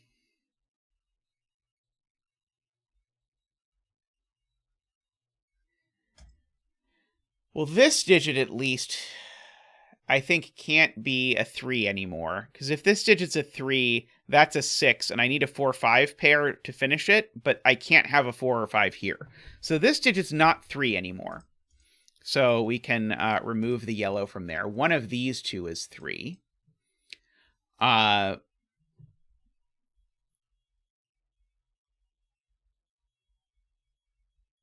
yes. I should just do exactly what Nicholas says and note that 3 needs to be in this box, and so it needs to be over here with that. And so that's a 4 or 5 pair. That's a 3, 6 pair. If this is a 3, that's a 6. And that's a 3. If this is a 6, that's a 3, and then who knows what the rest of this is. Okay, so I can note that this is either 5, 4 going to 3, or it's 4, 5 going to 6, except 4, 5 going to 6 doesn't work, because then this would be broken. So good spot from J. So this has to be 5, 4, 3, 2 is the only direction this works. And if this is 5, 4, that's the 3, so that's the 6 and the 3. I thought we were going to learn that whether this was the 3 or the 6 the other way, but actually we used this to determine it rather than the other direction. So that's a 3 and a 6. The 3 only goes next to 6. This is the other 4, 5, but it's next to 3, so it's a 4, and that's a 5, and that's a 4, and a 5 and a 4. 2 isn't 3 away from 4, so that's a 1, making that a 2 and a 4 and a 3. These digits are a 5 and a 6 in some order. This digit is not a 2, so it's only a 1 or a 3. So this is a 1-3 pair, I suppose. Except that's not the 3, so that is the 3, and the 1, and the 6, and the 5, and the 6, and the 5. That's now a 2, being next to a 1 on a white dot. That's a 4. So 1. These are a 2 and a 6. That is a 5 and a 1. Excellent. And it has a picture of Zack.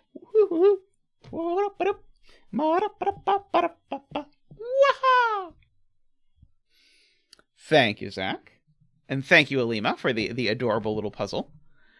This, I feel like, did a really good job of making use of the fact that there's actually a lot of interplay between black dots and German whispers in a 6x6. It also put, as 57 Thorns puts out, 1, 2, 3, 4, 5, 6 across the top line. Very cool.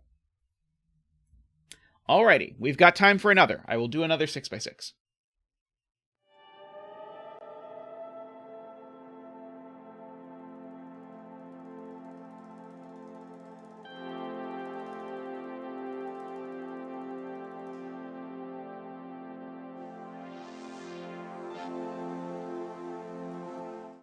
All right, next up, we have Modern Art by Andrewsarchus. So we have normal Sudoku rules.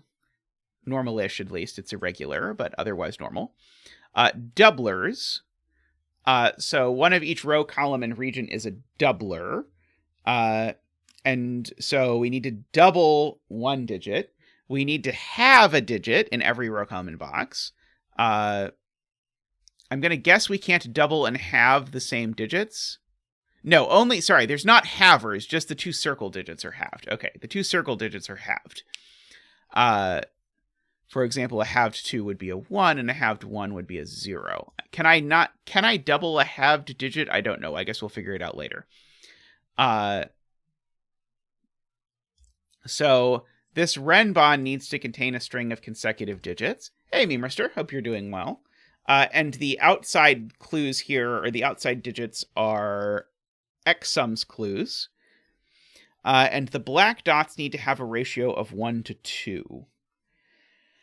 Alrighty.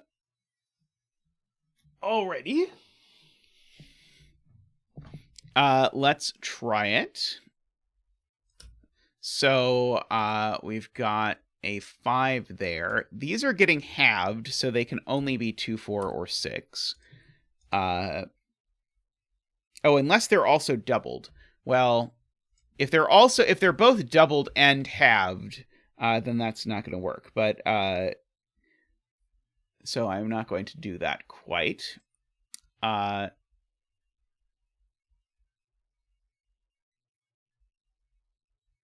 It's rounded down? Gross.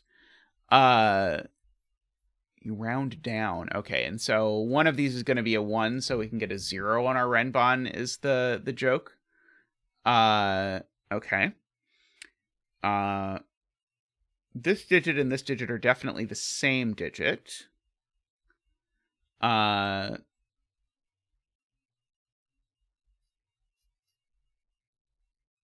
So how long is this renbon? 1, 2, 3, 4, 5, 6, 7, 8, 9, 10, 11, 12, 13, 14. So the renbon is 14 long. And 0 is the smallest digit we can get. So we have to get up at least to 13. which means that we need to use as our x sums, we need to use values of 13, 11, 9, and 7. Okay, so these x sums have values 13, 11, 9, and 7. So they're all at least that. And so because I need those, because I can't get to an odd number with a doubler, so these are, and I don't think there's a way to write this down, but these are 13, 11, 9, and 7. And so I can't have a 14 anywhere. So I have to have a 0. And so these, therefore, one of them has to be a 1, because it's the only way I'm getting to 0.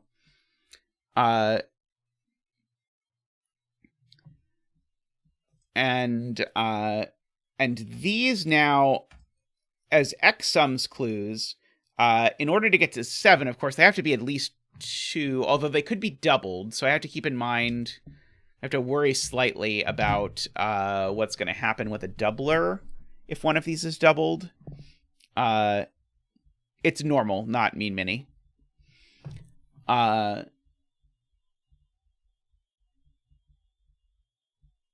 This can't be a 2, at least.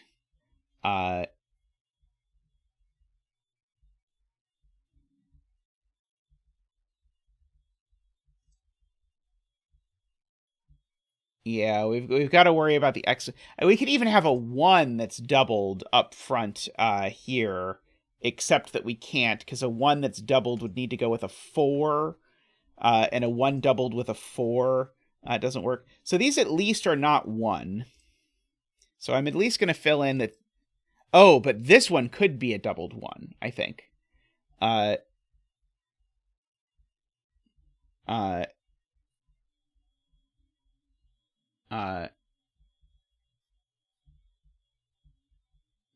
do need at least 3 doublers on the Renbon to get 8, 10, and 12.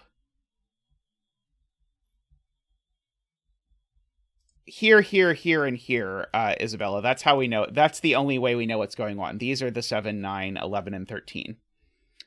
Are the x sums.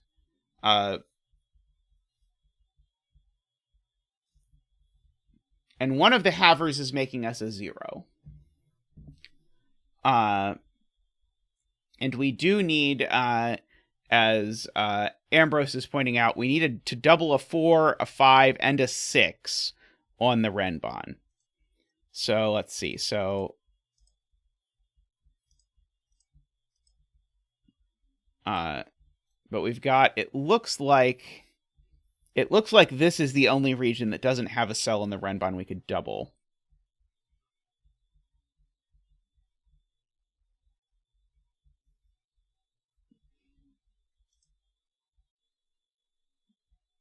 I'm verifying that I agree with Garion that we can't start with 5 or 6.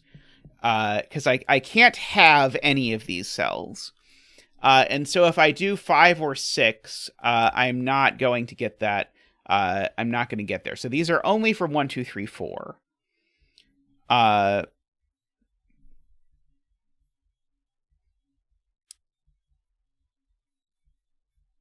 And the 1 only works, the 1 doesn't work here, for example. Because if this were a 1, the only way it would work is if it were a doubled 1, which would count as 2. But then it would add to 6, which is not one of our numbers. So this is never a 1.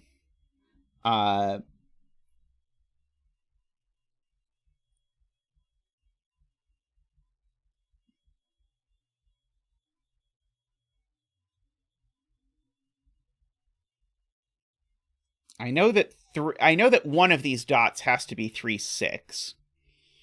So I know that these digits don't include a 3 or a 6. At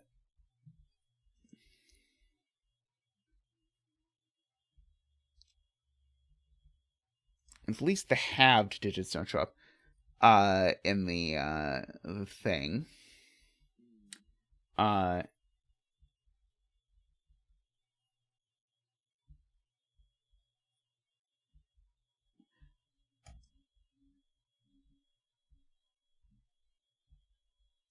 Ah, right. Okay, so if this was a doubled 1, Memerister points out, then I would need these two cells to add to 7, but that would make this a 5. That's not going to work. Uh,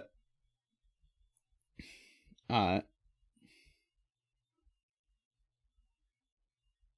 the problem is I don't have a way to get 14 sharing things, because I'm obligated to get 13, 11, 9, and 7, which I can only get from these, and so I just don't have a way to make 14. If I did, you'd be absolutely right. But like if I was allowed to double a 7, for example, then that would be the ball game.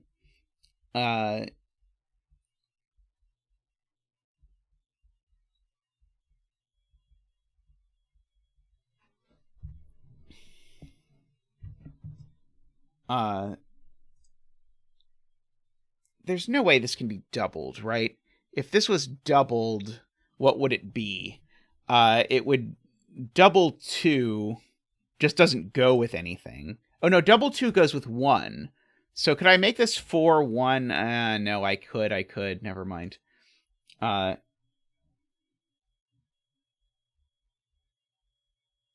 the only black dot possibility is double 1, 4. If we're using a doubler on a black dot.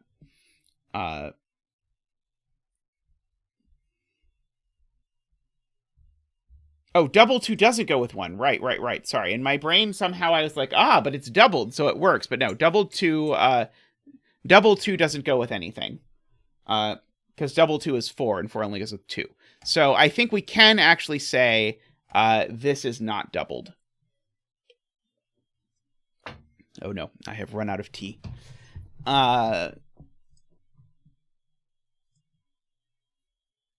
This could be a doubled 1, though, with a 4 there.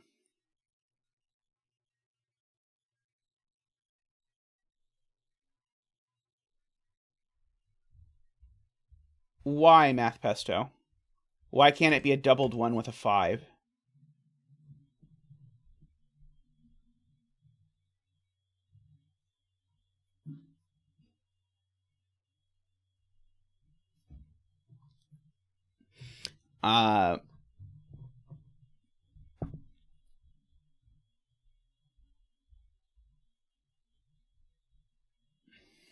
Let's see. Jay says if this is doubled, it's going to rule a doubler out of this entirely.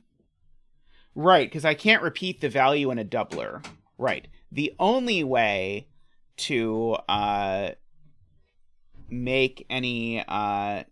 the only way to make a doubler on a black dot is to make it a doubled 1 and a 4, and I can't repeat values in doublers, so this can't be doubled because it would have to be a doubler on a black dot, and I can't do that. Okay, I agree with Jay. This is not doubled.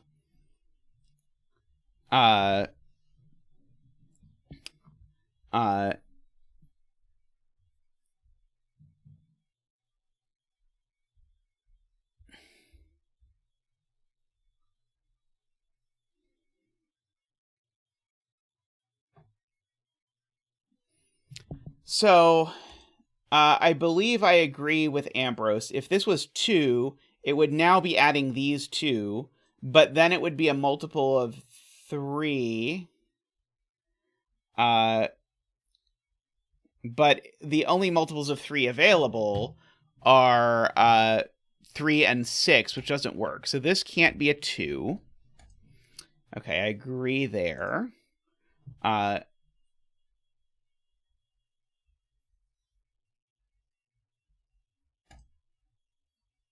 Good spot from Jay Dyer. If this cell was doubled, this would be both doubled and would be the same digit as this, so that doesn't work. And the same is true if this is doubled, right? If this is a doubler, then it forces both the doubler and the digit there, so that's a good spot from Jay.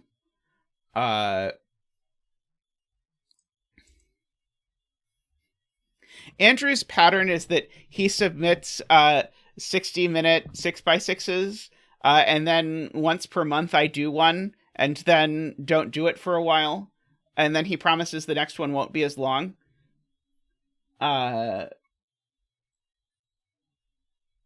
row 1, column 6, and row 5, column 5. Right.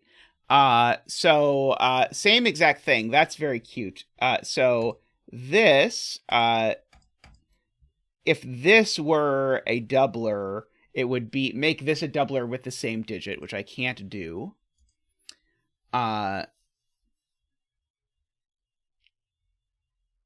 So we're slowly maybe making a little tiny bit of progress on where the doublers are.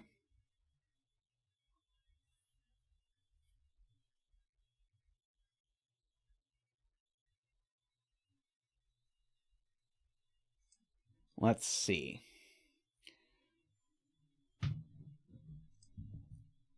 So I'm slowly pinching out the places that I can possibly double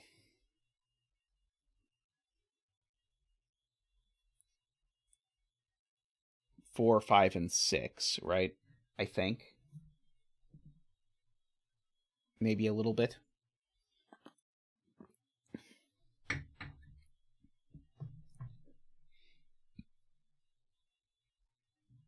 Maybe not.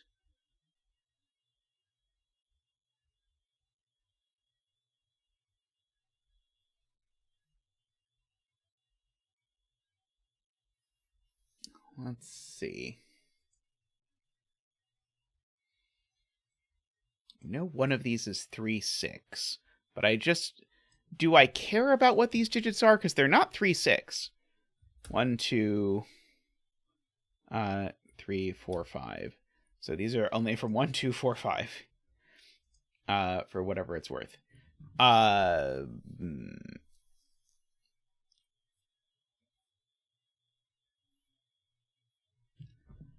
Is this being a 4 a problem?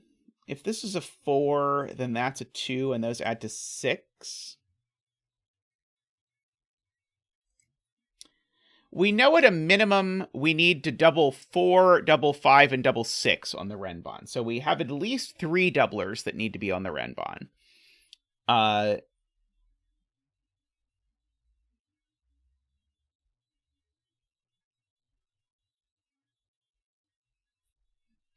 Okay.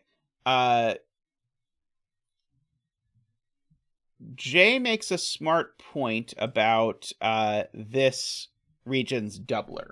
So 4, 5, and 6 are doubled on the Renbon. So aka 4, 5, and 6 are not doubled here. If we double a 3, then we can't make a 3, 6 anymore. So we're only able to double 1 or 2. And if I did double 2, it couldn't go with anything on the black dot, so the doubled 2 would go over here, but then I'd have to make a 1, 4 black dot, which doesn't work. So in fact, the double digit in this region is a 1. And so that's either a doubled 1 living over here with an honest 2, 4 dot, or it is a less honest dot over here of a doubled 1, 4 dot. Can this be 2, 4? If this was a 2, 4 black dot, that would be a 2, 3, 4 triple. I guess this could be a 3, making this add to 9. That's probably fine. I do need a 7 on the Renbon. That's very true. And the 7, I'm pretty sure, is going to have to come from one of these being a 2. And it can't actually be that one. So one of these two is the 2 that gives me the 7.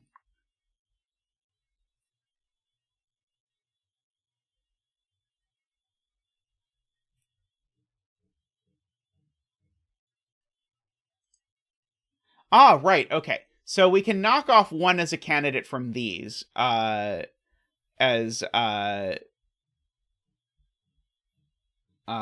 being pointed out, because the only way these were going to be 1 is if they were double 1, but the doubled 1 is in the center.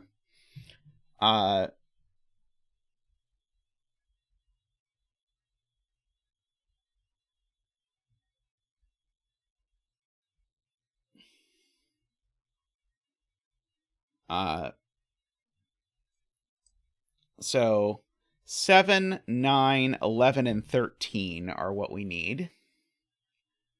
So if this cell is a 2, it probably has to be doubled.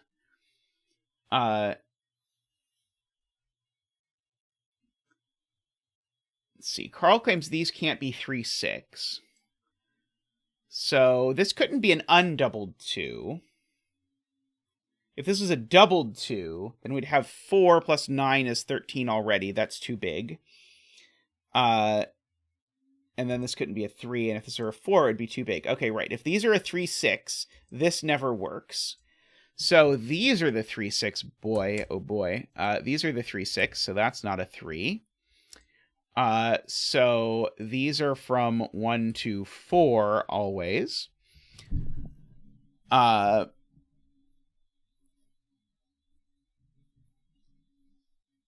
So if this is a 2 or a 4, this is from 1 to 4.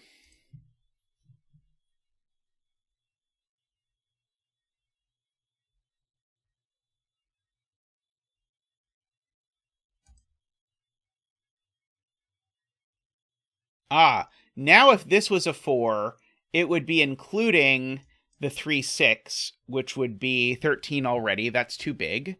So this is now a 2. Now the 2 is not a doubler.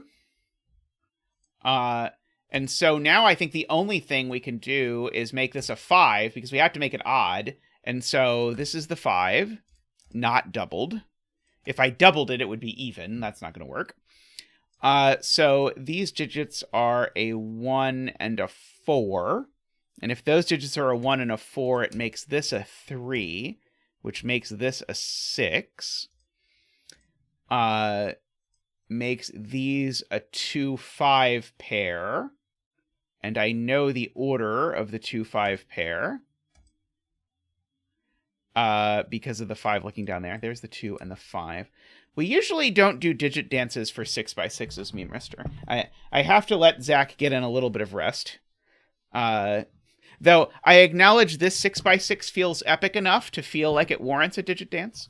We can let Zack do a little bit of a digit dance for this puzzle.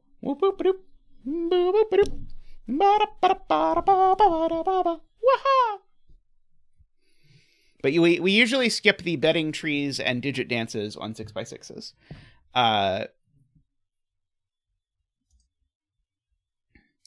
Okay, so 3 and 6 add to 9. But I need to add this digit as well. So this cell is not... Oh, if it's a 1, it's a double 1 anyway, so it's okay. Right,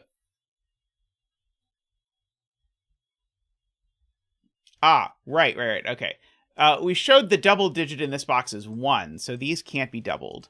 And the 1 was doubled, the 1 was doubled over here. So this is a doubled 4, but the doubled 4 needs to go on the Renbon. So we have our first actual doubler. So we get that, we get these and that. Those all go gray. So that's a 1. Okay. So now we know where our 1 in the haver is. So the 1 in the haver is over there. To give us our 0.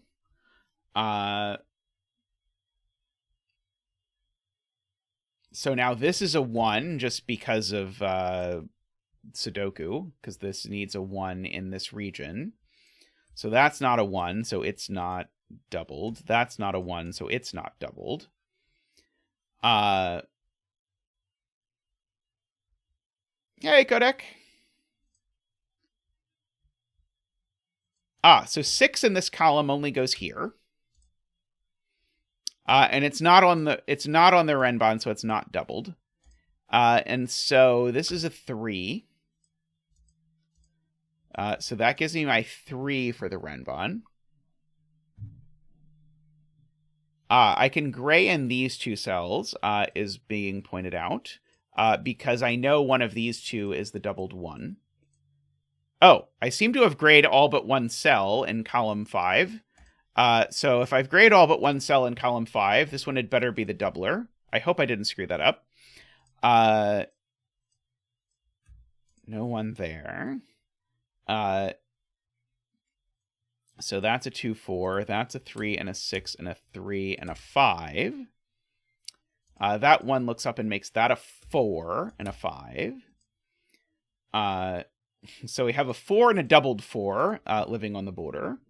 I need to double a 5 in one of the border cells, and it can't be any of those. So the only place I'm doubling a 5 on the border is here, which grays the rest of this. And I need to double a 6 on the border, or on the rectangle, and the only place I'm doubling a 6 now, I believe, is here. So I think I can gray in all of that. And so this is something doubled, interestingly, that is not one of those. So this is... Oh, and it can't be a doubled 2 because there's already a 4. So this is a doubled 3. And so my last yellow is over here. And that is the 2 of yellow. So that makes that a 4. Makes that a 2 and a 4 and a 2. Makes that a 4. Makes that a 2. Let's see. These are a 1, 4, 5. Oh, well, this has got to be a 4. These are a 1 and a 5. This is a 6. That's a 1. That's a 3. And that's a 6. And fortunately, I think we got through that without having to think much about the x sums. Interesting idea. I liked this is very much in the vein of the Tesseralis puzzle, whose name I forget. I think it's like 6x6x6 or something like that, where you had to like make sure that you sort of arranged for every one of this giant pile of digits to appear on a giant renban, and almost none of the digits were going to appear naturally. So we had a sort of similar thing here with the 7, 9, 11, and 13. I always enjoy using the fact that doublers can't give you something odd as sort of an interesting thing. So this is an interesting idea. I wonder if there's a way to do this without the xsum part, because I thought the xsum part was sort of it felt tacked on and we barely used it. But I liked the rest of this. Like there was really neat doubler geometry, like the fact that these digits couldn't be doubled because they'd force the same thing into a doubler. That was A+. I really liked that. I've not seen that before in a puzzle. So there's lots of stuff here I'd like to see more. Could have also done without the halvers. That also felt excessive.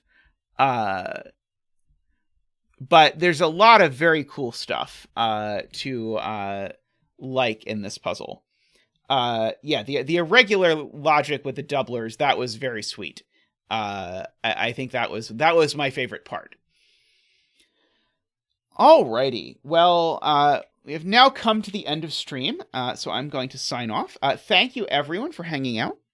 If you could like the stream on your way out, if you've not yet done so, I would muchly appreciate that. Enjoy getting the likes. They help Zack. And they help grow the channel. We are trying to get to now we're sort of pushing, we're kind of close to 2,000 subs, so we're trying to get to 2,000 subs. So if you have friends who aren't subscribed and they leave their phones unattended or whatever, you can help us get to do a 2,000 subscriber celebration.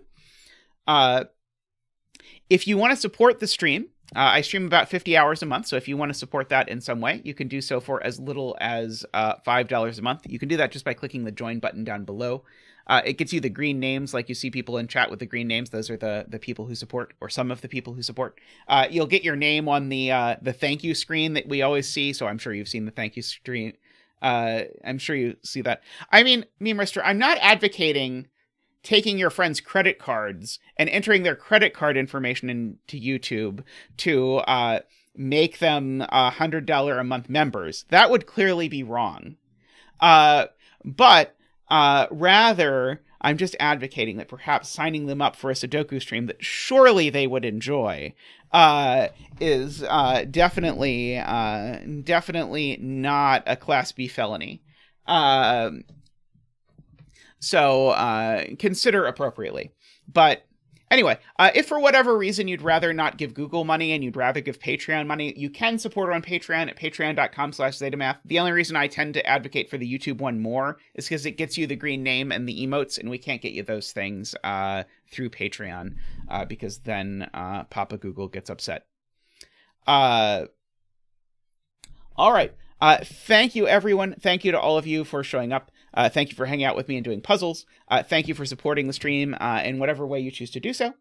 And as always, I will thank our super supporters who support at the highest levels. So those are David Ratner, who I hope is enjoying his vacation very much, Michael O'Connor, Nordy, Franco, Woofer, and Andres. Thank you to all of you. I'll be back on Wednesday.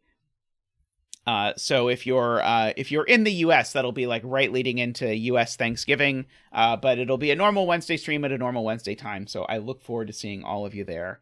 Bye for now.